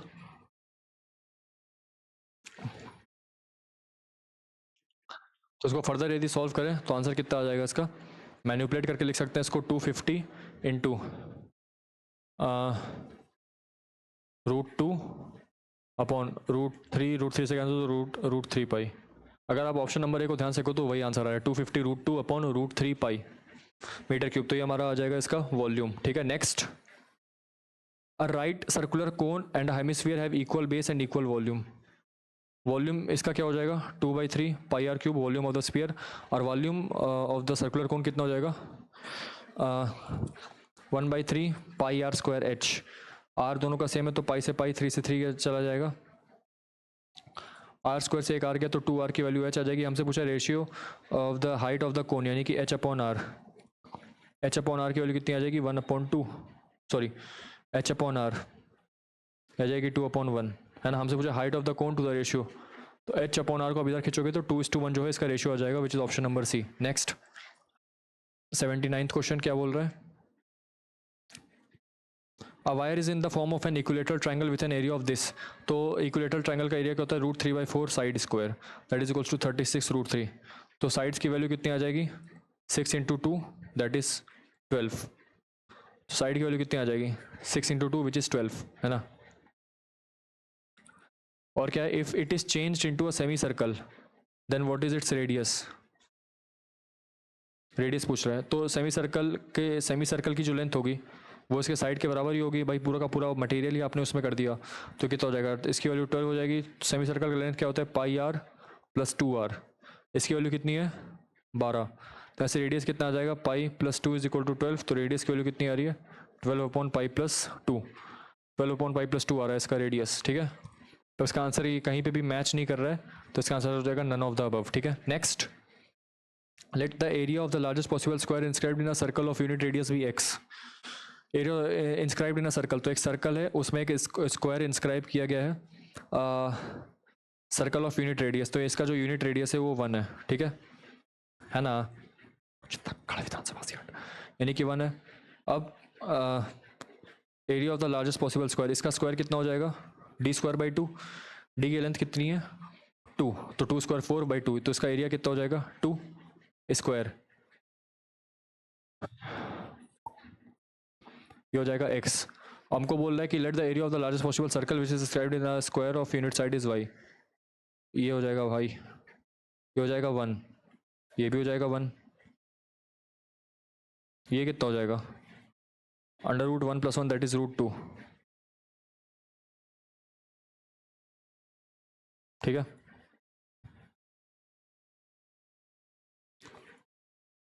यानी कि ये भी तो 1 ही हो जाएगा। Area of the largest possible तो कितना हो जाएगा, ये आपको बेसिकली ये पूरा का पूरा 1 दे रखा है ना, तो ये आपका कितना हो जाएगा 1/2 ही तो होगा, आधे में बांट रहा है, तो 1/2 हो जाएगा, ये भी 1/2 हो जाएगा, तो एरिया कितना हो जाएगा π/4, ये हो जाएगा y, और x कितना हो जाएगा 2, तो x अपॉन y करोगे तो 2 × 4/π, तो x/y कितना आ जाएगा 8/π, ठीक है। यानी कि x अपॉन y की वैल्यू हो जाएगी 8/π, तो πx की वैल्यू कितनी आ रही है 8 टाइम्स y, ठीक है, πx is equals to 8 times y which is option number D, ठीक है। नेक्स्ट देखिए वही वाले क्वेश्चंस आने लगे, अब स्टेटमेंट वाइज क्वेश्चंस आ रहे हैं, ठीक है। What is the reminder when this particular expression is divided by this expression, ध्यान से अगर आप देखो तो इसको आप लिख सकते हो x⁴n का होल स्क्वायर माइनस y⁴n का होल स्क्वायर प्लस 1, फर्दर आप इसको लिख सकते हो ऐसे x⁴n plus y⁴n into x⁴n minus y⁴n plus 1, ये हो जाएगा। इट इज डिवाइडेड बाई, अब इस एक्सप्रेशन को मेरे को डिवाइड करना है किससे, x⁴n प्लस y⁴n, ठीक है। तो जब मैं इसे डिवाइड करूंगा तो ये तो कट जाएगा, बट द थिंग इज कि यहाँ पे ये रिमाइंडर आ रहा है x⁴n माइनस y⁴n, तो ठीक है ये कोई है, लेकिन यहाँ पे भी तो रिमाइंडर आ रहा है, ये यहाँ पे 1 बचा है, तो ये रिमाइंडर कितना हो जाएगा 1, ठीक है, रिमाइंडर आ रहा है 1। तो हमने बिना दोनों स्टेटमेंट्स के यूज़ किए हुए, चाहे n ऑड हो चाहे n इवन हो, हमें बिल्कुल फ़र्क नहीं पड़ता कि n ऑड है कि n इवन है, रिमाइंडर हमेशा 1 आएगा। तो हमने इन दोनों स्टेटमेंट्स के विदाउट यूज़ करके इन दोनों स्टेटमेंट्स को हमने आंसर किया, ठीक है। तो अगर आप इसका ऑप्शन डी चेक करोगे, so that the question can be answered even without using any of the statements above, ठीक है, the question can be answered without using any of the statements above, तो इसका हो जाएगा ऑप्शन नंबर डी। नेक्स्ट पे आते हैं, क्या बोल रहा है, the product of a natural number n and the number m written by the same digits of n in the reverse order, यानी कि n क्रॉस m, इसकी वैल्यू आ रही है 252, अगर मैं इसका फैक्टर करूंगा तो कितना आ जाएगा 2 × 126, 126 क्या हो जाएगा 2 × 63, यानी कि ये कितना हो जाएगा 4 × 63, 63 को मैं लिख सकता हूँ 21 × 3, यानी कि कितना हो जाएगा 4 × 21 × 3 दैट इज इक्वल्स टू 21 × 12, ठीक है। मैंने बोल दिया कि what is the number n, तो भैया ये मैंने निकाल दिया, ये आपका हो जाएगा n क्रॉस m जो इसने बोला था 252 वो आ चुका है, बट द थिंग इज कि n की वैल्यू क्या होगी, या तो वो ये होगी या तो वो ये होगी, यानी कि n की यहाँ पे 2 पॉसिबल वैल्यूज आ रही, कौन कौन सी, या तो 12 या तो 21। तो हम बिना इन दोनों स्टेटमेंट्स के ये नहीं बता पाएंगे कि मेरे पास n की क्या वैल्यू आ रही है, ठीक है, ये वाला सीन है। अगर n प्लस m की वैल्यू 33 है, स्टेटमेंट नंबर 1 ये बोलता है कि n प्लस m की वैल्यू 33 है, तो अगर आप दोनों ही केस को ले लो, चाहे तो आप 12,21 ले लो या फिर 21,12 ले लो, यानी कि एक बार n की वैल्यू को 12 लेके देखो और एक बार n की वैल्यू को 21 लेके देखो, दोनों ही केस में 33 आ रहा है, तब भी हम ये नहीं बता पा रहे हैं कि n की वैल्यू 12 होगी कि n की वैल्यू 21 होगी। बट यहाँ पे देखो इन्होंने क्लैरिफाई कर दिया क्या कि n की वैल्यू जो है वो m से बड़ी होगी, यानी कि n की वैल्यू जो है 21 होगी और m की वैल्यू जो है वो 12 हो जाएगी। तो यहाँ पे हमको ये पता चल गया कि n की जो वैल्यू है वो 21 होगी, किससे, सेकंड स्टेटमेंट से पता चला। फर्स्ट स्टेटमेंट बिल्कुल भी नहीं बता पा रहा है कि n की वैल्यू क्या होगी, तो यहाँ पे इसका आंसर होगा that is the question can be answered by using only one of the statements above and that statement is statement number 2। क्यों हमें स्टेटमेंट नंबर 2 से पता चला, क्योंकि उसने बोल के रखा है कि n की वैल्यू m से बड़ी है, तो जाहिर सी बात है n की जो वैल्यू है वो 21 होगी, ठीक है, जो n की जो वैल्यू है वो 21 होगी और m की वैल्यू 12 होगी। क्वेश्चन में हमसे ही पूछा था कि भाई वैल्यू ऑफ n बताओ, वैल्यू ऑफ n कितनी होगी, तो n की वैल्यू 21 होगी, तो n की वैल्यू 21 होगी, तो हमें वो सेकंड स्टेटमेंट से पता चल पाया। But cannot be answered using the other statement alone, यानी कि हम दूसरे स्टेटमेंट यानी कि स्टेटमेंट नंबर 2 से इसको स्टेटमेंट नंबर 1 से हम इसको आंसर नहीं कर सकते, तो आंसर हो जाएगा ऑप्शन नंबर ए। ठीक है, नेक्स्ट क्या बोल रहा है, question number 83, the last digit in the expansion of the number 54d to the power 100 is 1, what is the value of the digit d। अब देखिएगा ध्यान से, अगर d की वैल्यू 1 है तो अगर कोई भी यूनिट डिजिट 1 होता है तो उसकी कोई भी पावर कर दो उसका आंसर हमेशा 1 आता है। d की वैल्यू 2, अगर मैं 2 रखता हूँ तो 2 की पावर 1 कितना होता है 2, 2 की पावर 2 होता है 4, 2 की पावर 3 होता है 8, 2 की पावर 4 होता है 16, 2 की पावर 5 होता है 32, यानी कि 2 4 8 6, फिर से 2 4 8 6 2 4 8 6 ऐसे से रिपीट होगा, यानी कि 2 में तो नहीं आता है, क्या 3 में आता है,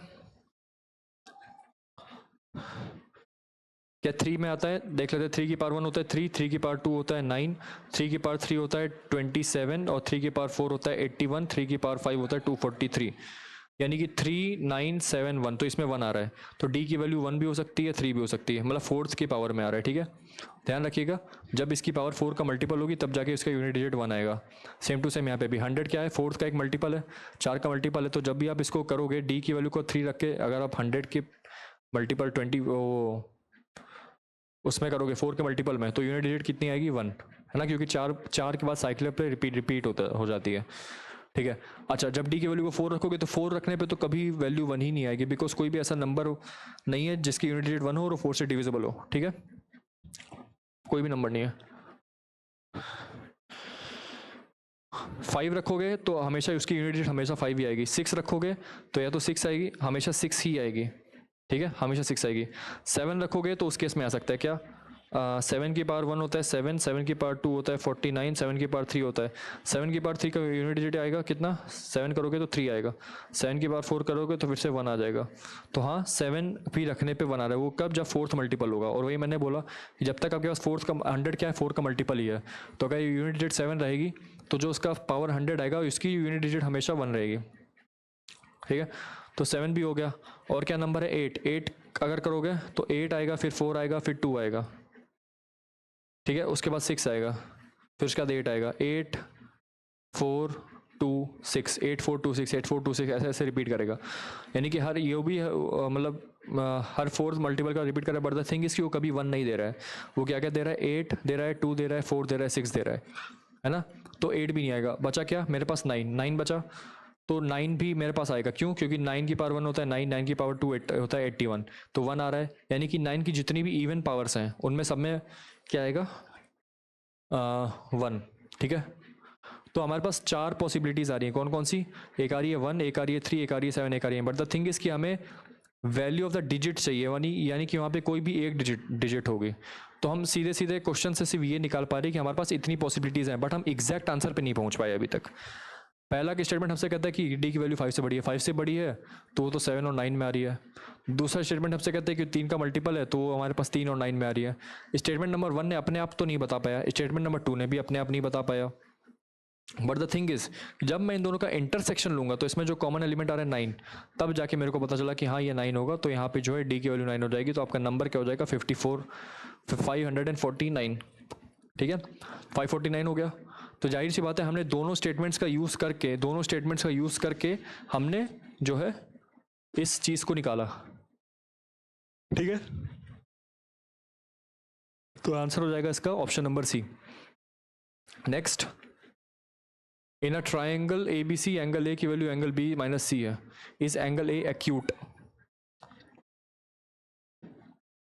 हमको पता है कि angle A plus angle B plus angle C की वैल्यू 180 होती है, एंगल A की value angle B minus C दे रखी है, तो यहाँ पे सब्स्टिट्यूट करोगे तो ये कटेगा यहाँ से, तो 2 टाइम्स एंगल B कितना आ जाएगा 90 degree.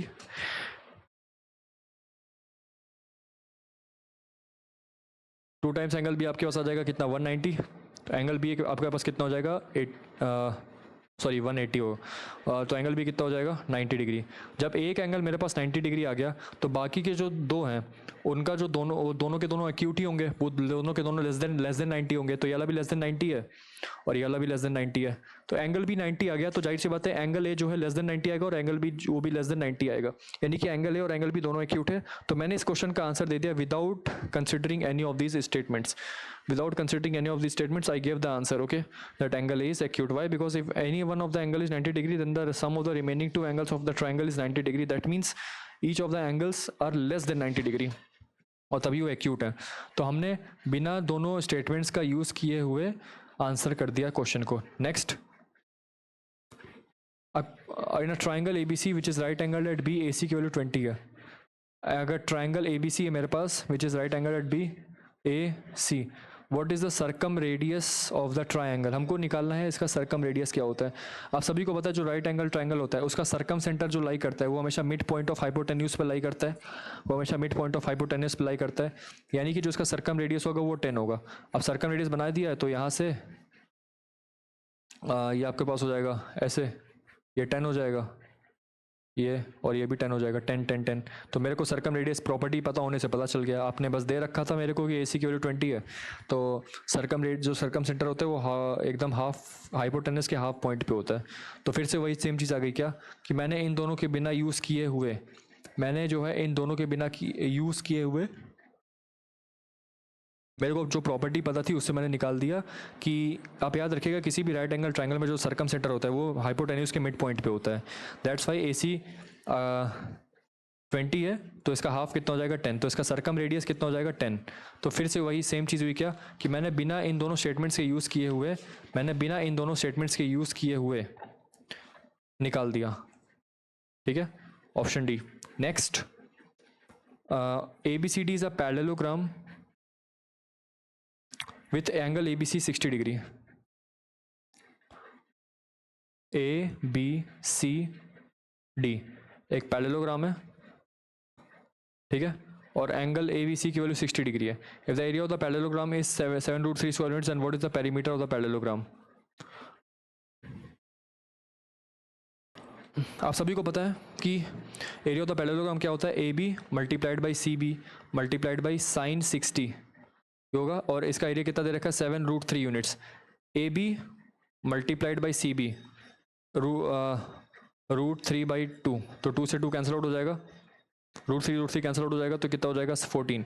AB multiplied by BC कितना है 14, ठीक है। अब हमें ये देखना है कि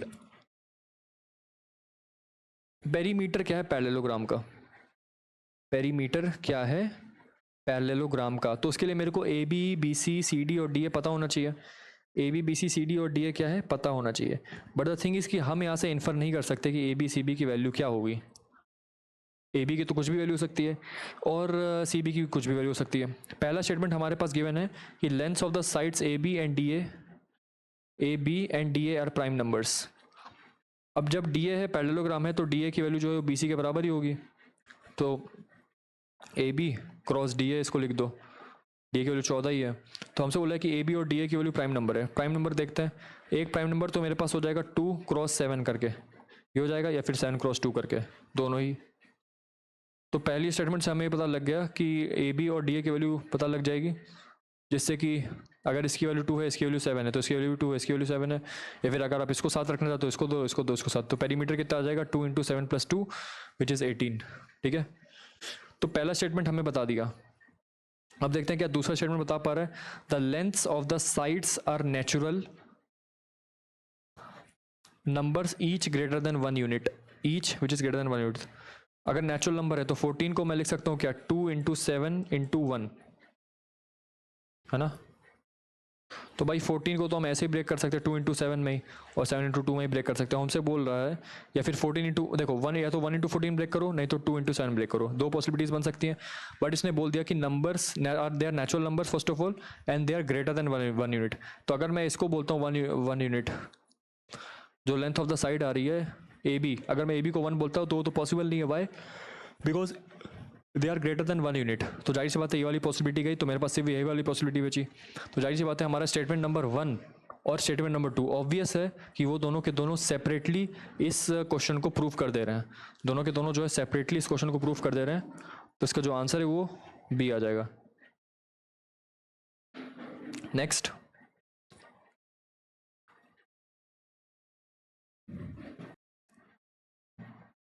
A B and C D are the chords of a circle. ये सर्कल है, ये कॉर्ड है ए बी और ये कॉर्ड है सी डी.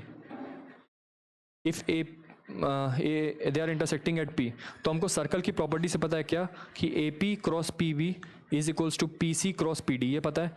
अगर A P cross P V मेरे को 48 स्क्वायर यूनिट्स दे रखा है, तो what is C B cross C D? तो अरे भाई वही तो लिखा हुआ है, C B cross C D. हमको इसकी वैल्यू पूछ रहा है, C P cross C D. C P यानी कि सी पी क्रॉस पी डी, तो यही है P C cross P D. तो सेम टू सेम उसकी वैल्यू 48 ही आ जाएगी. अगर आपको प्रॉपर्टी पता होगी तो आप इस क्वेश्चन को आंसर कर सकते हो without considering these statements. Without you have to consider these statements, है ना. Without considering these statements you can answer this question by knowing the property of the chord. Chord की प्रॉपर्टी हमको पता है, कॉर्ड की प्रॉपर्टी पता है, तो हम इस स्टेटमेंट को सिंपली आंसर कर सकते हैं without using any of the statements. हमने इन दोनों स्टेटमेंट्स का यूज नहीं किया और हमने इस क्वेश्चन को आंसर कर दिया. ठीक है. Next, a question is again followed by 2. ठीक है. In a quadrilateral A B C D, A B is equal to 6 units and B C is equal to 18 units. एक क्वाड्रिलेटरल है मेरे पास, यहाँ बना दे रहा हूँ. एक क्वाड्रिलेटरल है मेरे पास ऐसे. ठीक है.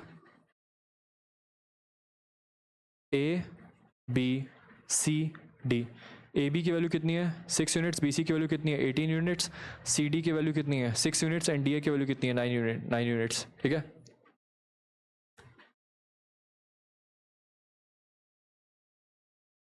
देखिए हमसे क्वेश्चन में बोल रहा है कि what is the length of the diagonal B D. B D की लेंथ पूछ रहा है. ठीक है. इसको थोड़ी देर हटा देते हैं इस वाले को. हाँ, तो बी डी की लेंथ पूछ रहा है. बी डी की लेंथ पूछ रहा है, तो बी डी की लेंथ अब वेरिएबल हो सकती है. कैसे? ट्राइंगल ए बी डी में यदि आप देखो तो A D sum of two sides A D plus A B must be greater than the third side which is B D. Sum of two sides कितना है 15, तो B D must be less than 15. दूसरा, अगर आप triangle D C B में देखो तो सम of two sides यानी कि D C plus C B is less than, is must be greater than the third side. तो थर्ड साइड क्या है बी डी. तो डी सी प्लस बी कितना हो जाएगा 24, तो ये जाएगा 24 is greater than B D. तो बी डी की मेरे पास रेंज क्या आ जाएगी, एक तो ये आ गया. दूसरा मेरे पास क्या आ जाएगा difference must be less than the third side, यानी कि A D minus A B, इसका जो मॉड्यूलस है that must be less than the third side B D. तो A D minus A B कितना हो जाएगा 3, तो 3 is less than B D. यहाँ से यही हो गया. और दूसरा 3 लेस देन बी डी हो जाएगा. और दूसरा यहाँ से अगर देखा जाए तो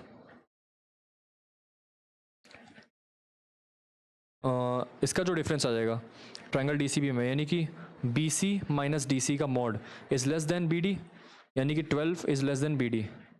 तो अब देखते हैं ध्यान से, यहाँ इस अगर मैं इन दोनों को कंबाइन करूँ तो मेरे पास आ जाएगा ये आ जाएगा, और अगर मैं इन दोनों को कंबाइन करूँ तो ये आ जाएगा 3 बी डी और ये 15. अब यहाँ से पहले इनका इंटरसेक्शन निकालते हैं. अगर मैं इन दोनों का इंटरसेक्शन निकालूँ यहाँ से,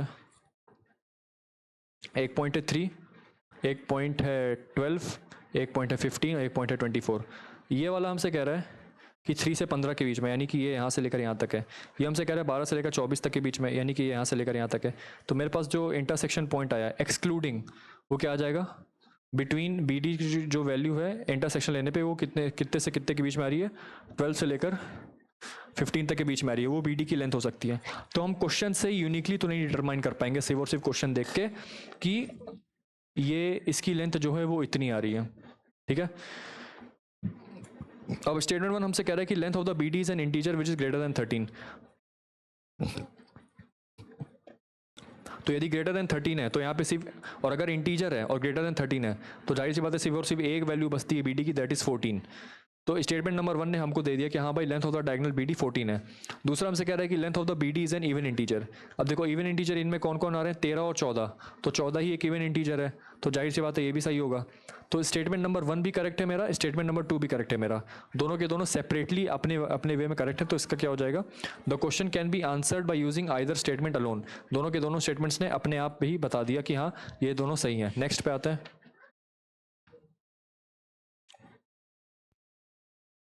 इस वाले पे आते हैं, क्या बोल रहा है, ABC is an isosceles triangle with AB is equal to AC 10 units. If the area of the triangle is 48 square units, what is the length of the base BC? देखिएगा ए बी सी एक isosceles triangle है, A B और ए सी दोनों बराबर हैं, ठीक है, 10 दे रखा है।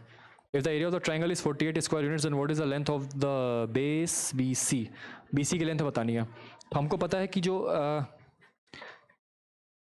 एरिया जो होता है उसका फॉर्मूला क्या होता है, area of the isosceles triangle का फॉर्मूला होता है b/4 अंडर रूट में 4a² minus b², where a is the equal side and b is the unequal side. तो अगर इसकी वैल्यू मेरे को 48 दे रखी है, तो ये कितना हो जाएगा, ये आपके पास हो जाएगा b/4 अंडर रूट में 4 इंटू 100 यानी कि 400 minus b² is equal to 48, ठीक है।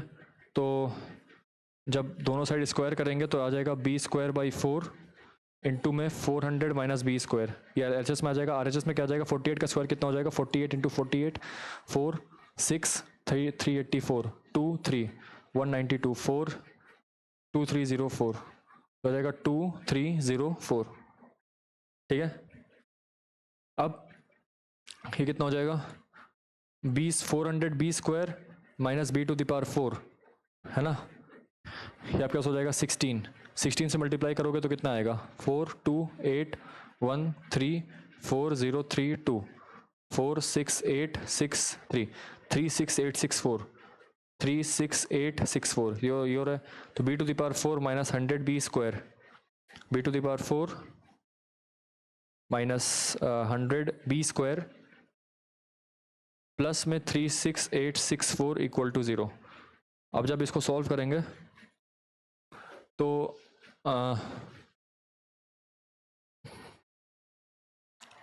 यहाँ से इसको क्या लिख सकता है, 100 के टर्म्स में अगर मैं इसको प्लस में करके लिखूं तो कितना आएगा, ये सॉरी हाँ 400 है 400। तो 400 को अगर मैं इसको ऐसे करके लिखना चाहूँ तो कैसे, इसको किस में किस प्रोडक्ट और किस उसमें ब्रेक करेंगे जिससे कि आ जाए। तो अगर मैं इसको लिखूँ 200 क्रॉस 200 या एस्टिमेशन करके पहुँचते हैं तो कितना हो जाएगा, 40,000 के आसपास पहुँच रहा है, यानी कि इस अप्रॉक्स में ही इसके आसपास कहीं होगा, ठीक है। तो कितना हो जाएगा ये 96। तो ये आपको जब आप इसको फैक्टराइज करोगे ना पूरा, जब आप इसको फैक्टराइज करोगे तो आपके पास ये 256 b⁴ माइनस 144 b² माइनस में 256 b² प्लस 36864 इक्वल टू 0, ये आपके पास फैक्टराइज होके आ जाएगा, ठीक है। तो यहाँ से b² कॉमन लोगे तो b² माइनस 12 आ जाएगा, माइनस 144 माइनस में 256 इंटू b² माइनस में 144 इक्वल टू 0। तो या तो b² की वैल्यू 256 आ रही है, नहीं तो b² की वैल्यू कितनी आ रही है 144। तो b की वैल्यू या तो 16 आ रही है या तो b की वैल्यू 12 आ रही है। तो मेरे पास ये दो चीज़ें बेस की वैल्यू आ सकती हैं, ठीक है। अभी दो वैल्यूज आ रही है मेरे पास, या तो b की वैल्यू 16 आ रही है ना, या तो b की वैल्यू मेरे पास 12 आ रही है, दो बेस आ रहा है। तो डायरेक्टली क्वेश्चन से हम ये इन्फर नहीं कर पा रहे कि लेंथ ऑफ द बीसी क्या, क्योंकि मेरे पास दो वैल्यूज आ रही है। दूसरा हमसे कह रहे हैं कि length of the BC is an even integer. तो भैया इवन इंटीजर तो नहीं कहेंगे, क्यों, क्योंकि दोनों ही इवन इंटीजर आ रहे हैं। तो स्टेटमेंट नंबर 1 तो नहीं बता पाया। स्टेटमेंट नंबर टू हमसे कह रहे हैं कि the height of the triangle is greater than the length of half of the base of the height of the triangle is greater than the length of half of the base. इसका half हो जाएगा 8, इसका half हो जाएगा 4। तो अगर मैं देखता हूँ इसको तो ये आपका 8 हो जाएगा। अगर ये 8 है तो 10² माइनस 8² कितना हो जाएगा 6। अगर मैं 8 लेता हूँ तब इसकी हाइट आ रही है कितनी 6। अगर मैं हाइट को 4 लेता हूँ, द बेस को 4 लेता हूँ तो कितना आ जाएगा 100 minus 16 that is equals to 84 root 84 around में समथिंग 9 पॉइंट समथिंग कुछ तो आएगा। तो हमसे क्या बोल रहा है कि height of the triangle is greater than the length of the half of the base. तो भैया ये वाला जो 4 है ये 9.12 से बड़ा है। पहले वाले में क्या आ रहा था, 8 आ रहा था बेस और हाइट आ रही थी 6, लेकिन वहाँ पे हाइट जो है मेरी बेस से कम थी। बट द थिंग इज कि यहाँ पे जो हाइट है मेरा वो बेस जो कि 4 था, सॉरी 6 जो था है ना। बेस देखो मेरे पास आया बेस, इसका आधा करोगे तो 8 आएगा, इसका आधा करोगे तो 6 आएगा। तो अगर यहाँ पे तुम बेस को 8 रखते हो तब हाइट आएगी 6, और अगर तुम हाइट को 6 रखते हो तो बेस आएगा 8। ठीक है, तो अगर तुमने हाइट को 6 रखा तो बेस आएगा 8, तो वहाँ पे जो हाइट आया 8 वो तुम्हारा 6 से बड़ा हो गया, तो वो उसको कॉन्ट्राडिक्ट कर रहा है। ठीक है, तो b इज इक्वल टू 12 तो नहीं होगा, तो बचा b इज इक्वल टू 16। तो जाहिर सी बात है, sorry b is equal to 16 नहीं होगा। वाई? बिकॉज 16 पे जब 8 रखोगे तो यहाँ पे हाइट आएगा 6, और वो हाइट जो है इससे कम है। लेकिन जब 12 रखोगे 6, यहाँ पे 6 रखोगे, यहाँ पे 8 आएगा, तो जो हाइट है वो 6 से बड़ी है। तो जाहिर सी बात है इसका जो बेस होगा वो 12 वैलिड होगा। तो यहाँ से हमको सेकंड स्टेटमेंट से पता चल पाया कि हाँ ये वाला क्वेश्चन को हम आंसर कर सकते हैं। ठीक है, तो इसका आंसर क्या आ जाएगा? The question can be answered by using either statement, sorry इसका आंसर हो जाएगा option number A. Why? Because it can be answered by using only one of the statements above, and that one of the statements is statement number 2।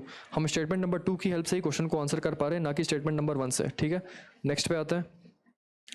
The diagonals of a rhombus ABCD are in the ratio 5:12। ये मेरे पास एक rhombus है, ये मेरा और rhombus के diagonal से हमको पता है कि रोम्बस के डायगोनल्स परपेंडिकुलरली एक दूसरे को बाइसेक्ट करते हैं। तो 5 के इसकी ये आपका 5 के हो जाएगा, ये 12। 5 के डायगोनल 1 है और 12 के डायगोनल 2 है। तो अगर ये 5 के है तो ये आधे पे काटेंगे तो इसकी लेंथ कितनी हो जाएगी? 5k/12, 5k/2, और ये कितना हो जाएगा? 12k/2, that is 6k। अब हमसे बोल रहा है कि is one of the diagonals equal to the side of the rhombus. अब इसका साइड निकालते हैं। साइड निकालेंगे तो इसका स्क्वायर हो जाएगा 25k²/4 प्लस 36k²। ये हो जाएगा 144 प्लस 25, यानी कि 169k² डिवाइड बाई 4, इसका अंडर रूट, यानी कि 13k/2। यानी कि जो डायगोनल की साइड आ गई वो कितनी आ गई मेरे पास? 13k/2। और 13k/2 किसी भी हालत में डायगोनल के किसी भी साइड से बराबर नहीं है। हमसे क्या बोला है कि is one of the diagonals equal to the side of the rhombus. तो मेरे पास साइड की वैल्यू क्या आ जाएगी? 13k/2, और जो डायगोनल की लेंथ है वो क्या है? 5k और 12k। तो आप देख के बता सकते हैं कि जो 13k/2 है वो कभी भी 5k के बराबर नहीं होगा और ना ही कभी 12k के बराबर होगा। तो यहाँ से हमने ये इन्फर ड्रॉ कर लिया कि डायगोनल्स जो हैं वो रोम्बस के साइड के इक्वल नहीं है। ठीक है, तो हमने बिना दोनों स्टेटमेंट्स को किए हुए ये वेरीफाई कर लिया कि डायगोनल की लेंथ जो है वो इक्वल नहीं है रोम्बस के साइड से। ठीक है, तो इसका आंसर क्या आ जाएगा? Option number D, which is the question can be answered even without using any of the statements above. Answer number D आएगा इसका। नेक्स्ट पे आते हैं। Which measure of central tendency is least affected by the presence of extreme observations. Extreme observations मतलब क्या होता है? Outliers. इसको हम बोलते हैं टेक्निकल टर्म में हम इसको बोलते हैं आउटलायर्स। सपोज आपके पास वैल्यूज आ रही हैं 10, 20, 30 ऐसे कर करके कुछ वैल्यूज आ रही हैं, और लास्ट में आपके पास कुछ तो वैल्यू आ गई 10 मिलियन करके, 10 मिलियन। तो आपको पता है कि 10 मिलियन जो है इन सारी वैल्यू से बहुत ज़्यादा है। तो अगर आप इसका मीन निकालोगे इसको लेके और इसको बिना लेके, तो इसको लेने के बाद तो मीन तो आपका हाईली इफेक्ट हो जाएगा। अरिथमेटिक मीन हाईली इफेक्ट होता है, ज्योमेट्रिक मीन भी इफेक्ट होता है, हार्मोनिक मीन भी इफेक्ट होता है। सिर्फ और सिर्फ मीडियन इफेक्ट नहीं होता। क्यों? क्योंकि मीडियन आपका पोजीशन पे डिपेंड करता है, एक्सट्रीम वैल्यूज की मैग्नीट्यूड पे नहीं डिपेंड करता। ऑब्जर्वेशंस की जो मैग्नीट्यूड है, जो ऑब्जर्वेशंस का मैग्नीट्यूड है, मीडियन उस पर डिपेंड नहीं करता है। मीडियन जो है हमेशा पोजीशन ऑफ ऑब्जर्वेशन पे डिपेंड करता है, position of sorted observations. Sorted in the sense कि आपका जो ऑब्जर्वेशन है वो या तो इंक्रीजिंग में या तो डिक्रीजिंग ऑर्डर में होना चाहिए। ठीक है, तो इसका आंसर है median.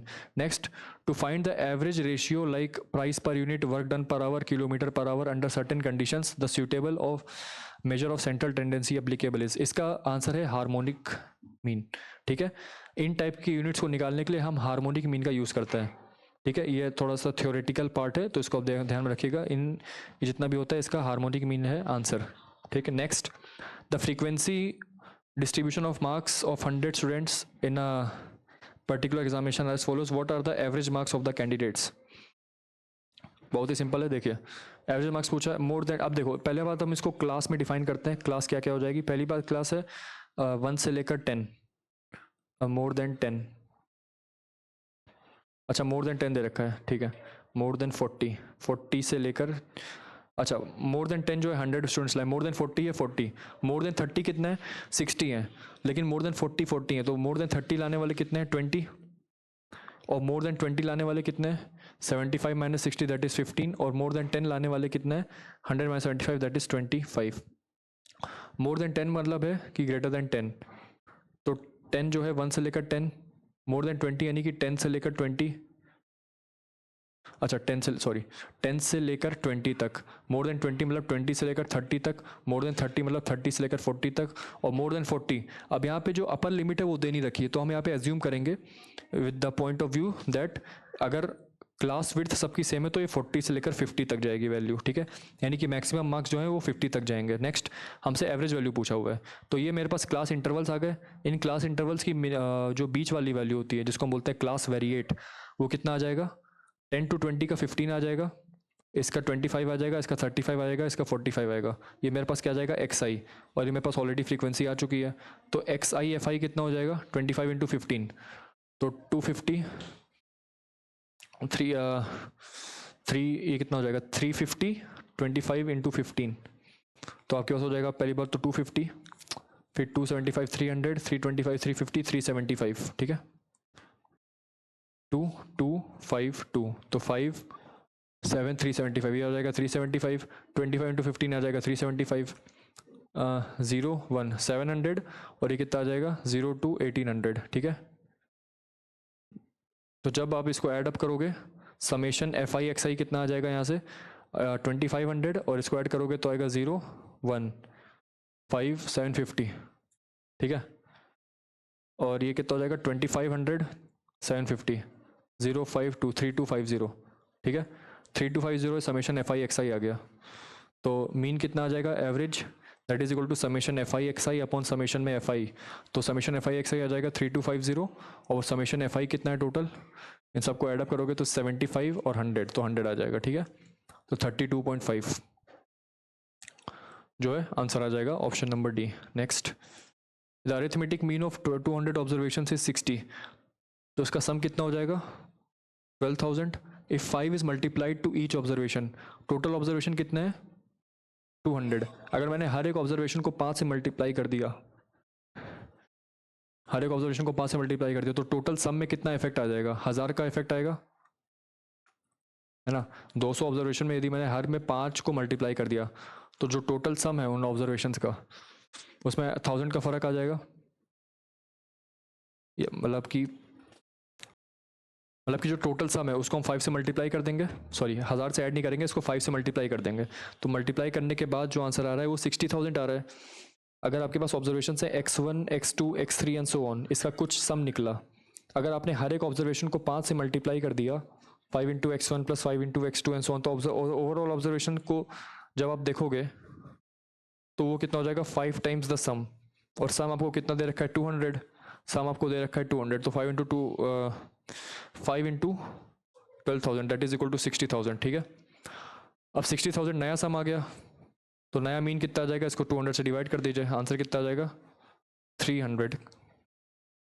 Next a distribution consist of 3 components with frequencies this having their means this and this, तो मीन कंबाइंड मीन कितना होता है इसका, तो आपको पता होना चाहिए n1 x1 bar plus n2 x2 bar plus n3 x3 bar upon में n1 plus n2 plus n3, आपका होता है कंबाइंड मीन। तो इसका हो जाएगा n1 आपको दे रखा है 45, x1 बार हो जाएगा 2 40, n2 x2 बार इज 2.5 यानी कि 5/2, और n3 आपको दे रखा है 55 इंटू 2 अपॉन में इन सब का सम करेंगे तो कितना आ जाएगा 85 प्लस 55 140 आ जाएगा, तो ये कितना आ जाएगा 90, और ये कितना आ जाएगा 100, ये कितना आ जाएगा 110, ठीक है। तो आपके पास हो जाएगा 200 300, तो आपके पास हो जाएगा 300 divide by 140 that is equals to 15/7, 7 to the 14 110 7 1 the 7 30 7 4 the 28, तो 2.14 जो है इसका करेक्ट कंबाइंड मीन आ रहा है। Know which one of the following is a positional average, इस पोजिशनल एवरेज को निकालने के लिए आपके पास एक फॉर्मूला होता है मीडियन का, है ना। पोजीशन जैसे ही पोजीशन आ जाएगा आपके दिमाग में तुरंत आना चाहिए कि ये हमसे मीडियन की बात कर रहा है, because median is a positional average. It depends on the position of the observations and not on the magnitude of the observations. ठीक है, इसका आ जाएगा ऑप्शन नंबर बी. नेक्स्ट पे आते हैं, क्वेश्चन नंबर 97. देखिए ये बहुत ही कैलकुलेटिव क्वेश्चन है, तो हम इसको रफ में करेंगे. ठीक है, तो मेरे पास एक टेबल दे रखी थी, है ना. एक टेबल थी मेरे पास, कौन सी, ये वाली. क्लास इंटरवल दे रखा था. ठीक है, ये क्लास इंटरवल था 0 से लेकर 5 और 5 से लेकर 10. ठीक है, और 10 से लेकर 15, 15 से लेकर 20, 20 से लेकर 25 और 25 से लेकर 30, ये दे रखा था. ठीक है, और फर्स्ट ग्रुप, यहाँ पे जो पहला ग्रुप था, फर्स्ट ग्रुप था, उसकी फ्रीक्वेंसी मेरे को दे के रखी थी u v 11 52 75 और 22. तो इसकी क्यूमुलेटिव फ्रीक्वेंसी के लिए मैं जगह छोड़ दे रहा हूँ. और दूसरा ग्रुप मेरे को दे रखा था यहाँ पे, उसकी फ्रीक्वेंसी की वैल्यूज दे रखी थी 3u 2v और 40 50 30 और 28, ये दे रखा था. ठीक है, अब हमसे क्वेश्चन में ये बोल रहा है कि पहले वाले ग्रुप का जो मीडियन है ना, यहाँ पे मैं लिख दे रहा हूँ, जो पहले वाले ग्रुप का मीडियन है, फर्स्ट ग्रुप का, वो मीडियन मेरे को दे रखा है कितना, 20.8. और सेकंड ग्रुप का जो मीन दे रखा है, सेकंड ग्रुप का जो मीन है वो 17.3 मीटर्स है. तो इसका क्यूमुलेट मेरे को u और v की वैल्यू निकालनी है. ठीक है, तो इस u और v की वैल्यू निकालने के लिए सबसे पहले हम दो इक्वेशन बनाएंगे, वहाँ से u और v की वैल्यू निकालेंगे. पहली बात, तो अगर हम मीडियन की बात करें तो पहले ग्रुप का मीडियन 20.8 दे रखा है. तो इसको निकालने का फॉर्मूला क्या होता है, L plus n/2 minus capital C upon में F इंटू स्मॉल c, ये दे रखा है. इसकी वैल्यू मेरे को कितनी दे रखी है, 20.8. ठीक है, 20.8 देख के मुझे समझ जाना चाहिए कि मेरी मीडियन क्लास क्या आ जाएगी इसके बीच. 20.8 चूंकि मीडियन है तो मीडियन क्लास मेरी ये आ जाएगी. ठीक है, अच्छा, इसकी क्यूमुलेटिव फ्रीक्वेंसी निकालेंगे तो क्या हो जाएगी, u plus v, u plus v plus 11, u plus v plus 52 plus 11 कितना हो जाएगा, 63, 63 प्लस 75 कितना हो जाएगा, 138. तो u प्लस v प्लस 138 और 138 प्लस 22 कितना हो जाएगा, 160. तो u प्लस v प्लस 160, ये टोटल मेरा कितना आ गया, n. ये टोटल मेरा आ जाएगा n. ठीक है, अब इस n को यहाँ सब्स्टिट्यूट करते हैं. लोअर लिमिट क्या है इस वाले क्लास की, 20. तो दैट इज 20 प्लस n/2 कितना हो जाएगा, u plus v plus 160 divide by 2 minus में capital C, cumulative frequency of the previous class वो कितनी है, u प्लस v. इस क्लास की क्यूमुलेटिव फ्रीक्वेंसी कितनी है, u plus v plus 63, cumulative frequency of the previous class यानी कि इस वाले क्लास की. तो कितना हो जाएगा, u प्लस v प्लस 63. ठीक है, u plus v plus 63 upon में frequency of the median class कितनी है, 75 इंटू 5. ठीक है, ये हो जाएगा. तो 20 plus u plus v plus 160 में minus 2u minus 2v minus 126 upon में 30. ये आपको दे रखा है कितना, 20.8. ठीक है, तो ये हो जाएगा 20 प्लस, ये आपको हो जाएगा minus u minus v, 160 minus 126 कितना हो जाएगा, 36 46 56, तो 34 हो जाएगा. ठीक है, प्लस में 34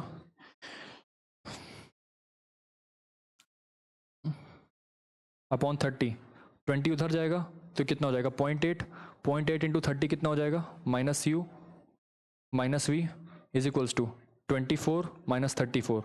तो यहाँ से आ जाएगा माइनस 10, 10 इधर जाएगा तो 10 is equals to u plus v. तो पहली इक्वेशन मेरे पास क्या आ जाएगी, u plus v is equal to 10. ठीक है, अब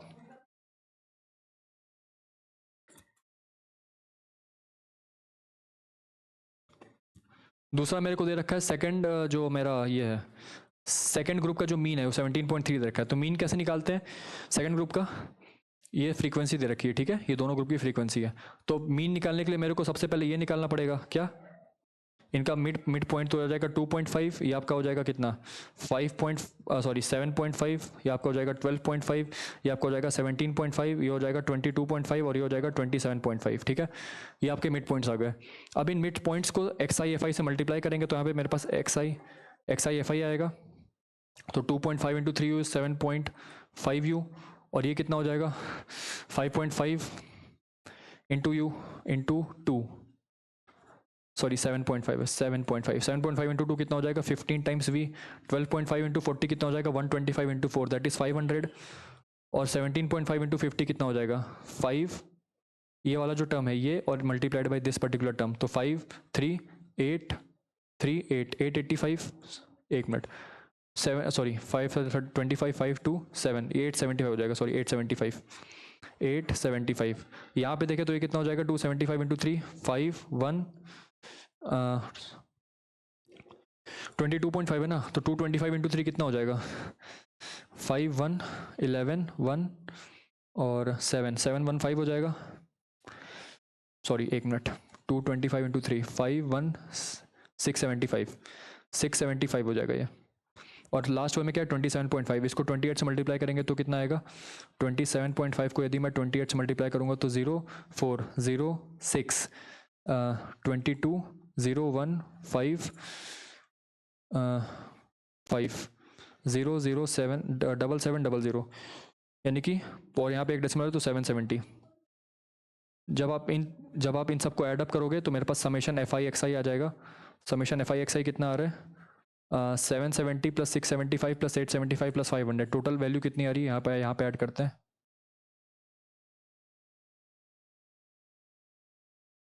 तो ये कितना हो जाएगा आपका, जब आप ऐड करोगे तो 500 प्लस 875 है ना, प्लस में 675 प्लस 770, तो ये कितना हो जाएगा 0 1 2 2 8 प्लस 5 13 प्लस 15 21 28, तो 2 आ गया 2820, यानी कि जो न्यूमेरिकल वैल्यू आई कितनी आ गई 2820, प्लस में ये कितना आ जाएगा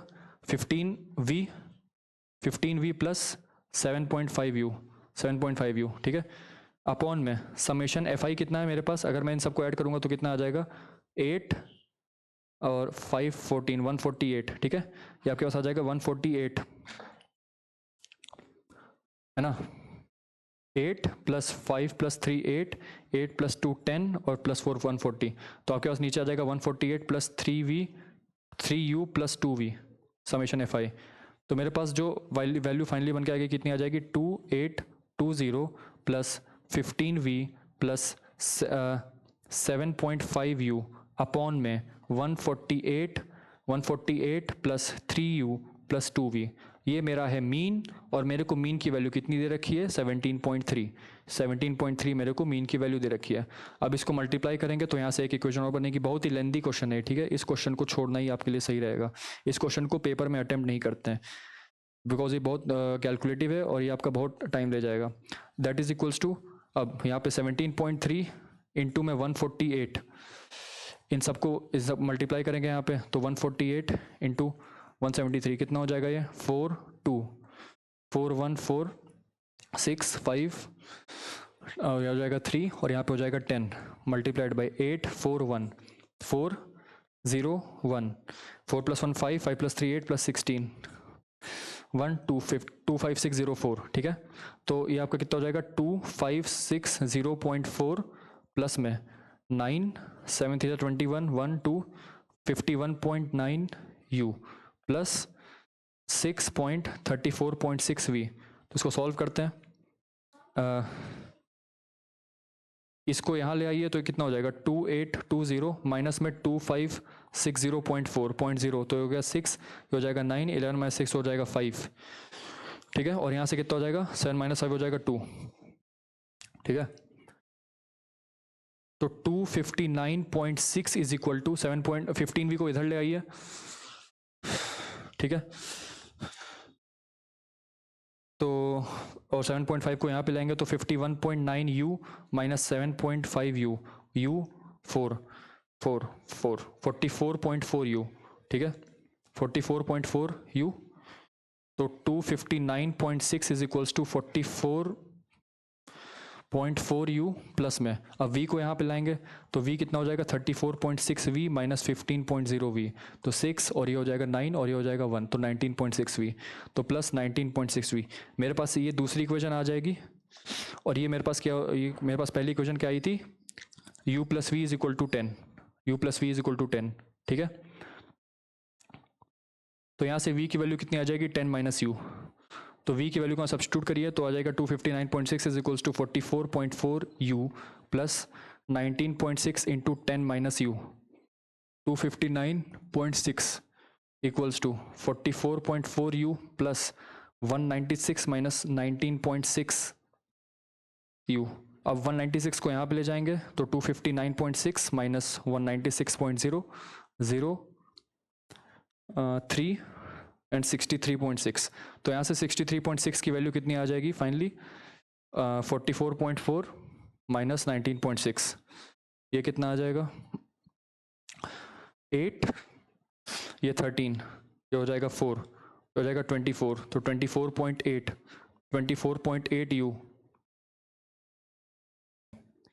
u is equal to 63.6 divided by 24.8, ठीक है।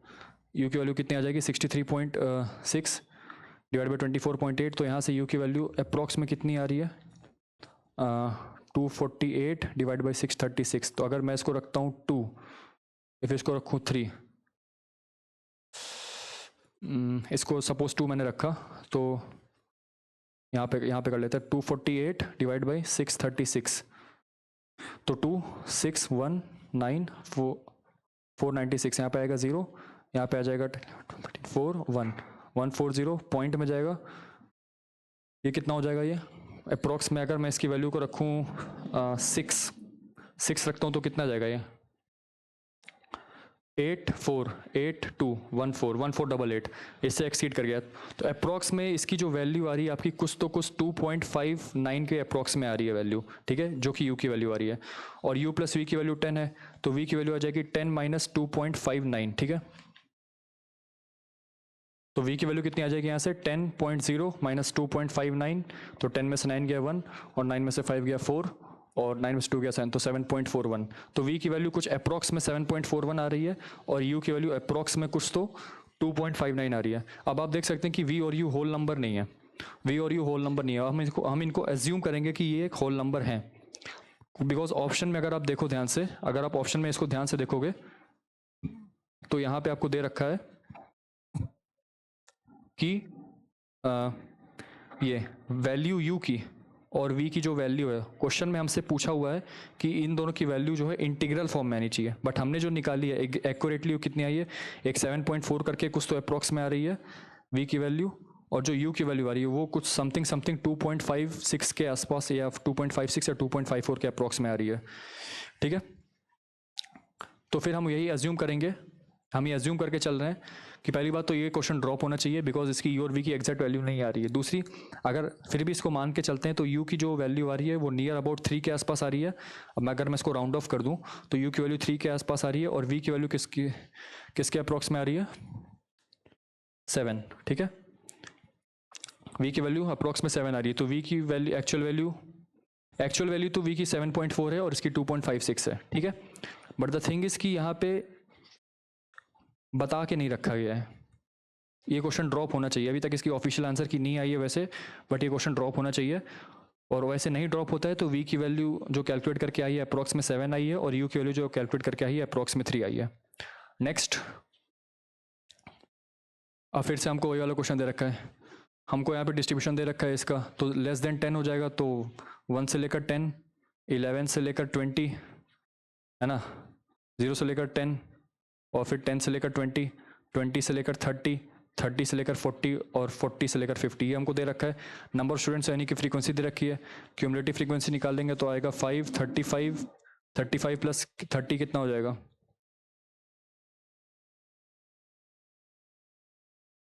35 नहीं 30 माइनस 5 हो जाएगा, तो 25 हो जाएगा।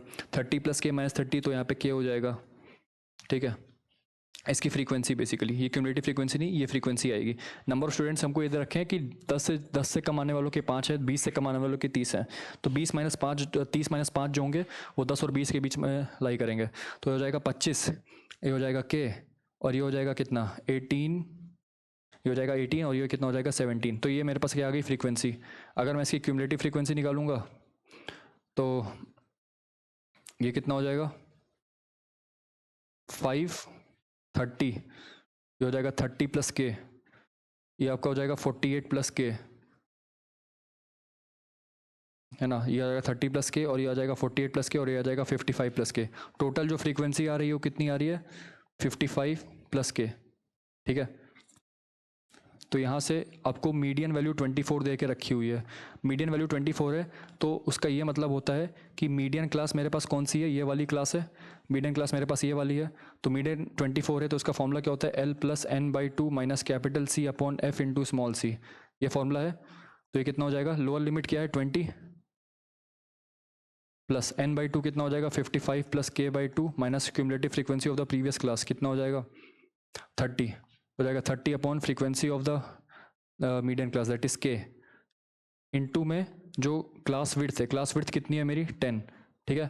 तो यहाँ पे हो जाएगा 4 इज इक्वल टू 55 प्लस के माइनस 60, के माइनस 5 अपॉन 2k इंटू 10, तो कितना हो जाएगा 2/5 इज इक्वल टू के माइनस 5 अपॉन 2k, तो 4k की वैल्यू यहाँ से आ जाएगी 5k माइनस 25, तो 25 इज इक्वल टू के, तो k की वैल्यू फाइनली कितनी आ गई 25। अब आते हैं लास्ट वाले क्वेश्चन पे, क्या बोल रहे हैं mean of the distribution, mean of the distribution पूछा हुआ है। तो मीन ऑफ द डिस्ट्रीब्यूशन के लिए मेरे को फ्रीक्वेंसी का ये आ जाएगा 5, ये आ जाएगा 25, ये आ जाएगा 25, ये आ जाएगा 18 और ये आ जाएगा 7, ये मेरे पास सबकी फ्रीक्वेंसी आ गई, ठीक है, ये फ्रीक्वेंसी आ गई मेरे को सबके पास। अब इसका मिडिल क्लास, मिडिल जो वेरिएट होगा वो कितना होगा xi, यदि मैं निकालूँ तो इसका 0 और 10 का 5 हो जाएगा, 10 और 20 का मिडल हो जाएगा 15, 20 और 30 का मिडल हो जाएगा 25, 30 और 40 का मिडल हो जाएगा 35, और 40 और 50 का मिडल हो जाएगा 45, ठीक है। तो ये मेरे पास xi आ गया, मेरे पास fe आ गया फ्रीक्वेंसी, दोनों को मल्टीप्लाई करेंगे और अपॉन में कर देंगे divide by total number of students, ठीक है। टोटल नंबर ऑफ स्टूडेंट्स कितने हैं 55 प्लस के, 55 प्लस के 25, 80, टोटल नंबर ऑफ स्टूडेंट्स 80 हैं, फ्रीक्वेंसी आ गई, समेशन fi आ गया, मेरे को समेशन fi xi निकाला है, यानी कि इन दोनों का प्रोडक्ट। तो जब प्रोडक्ट निकालेंगे तो 5 इंटू 5 कितना हो जाएगा 25, प्लस में 15 इंटू 25 कितना हो जाएगा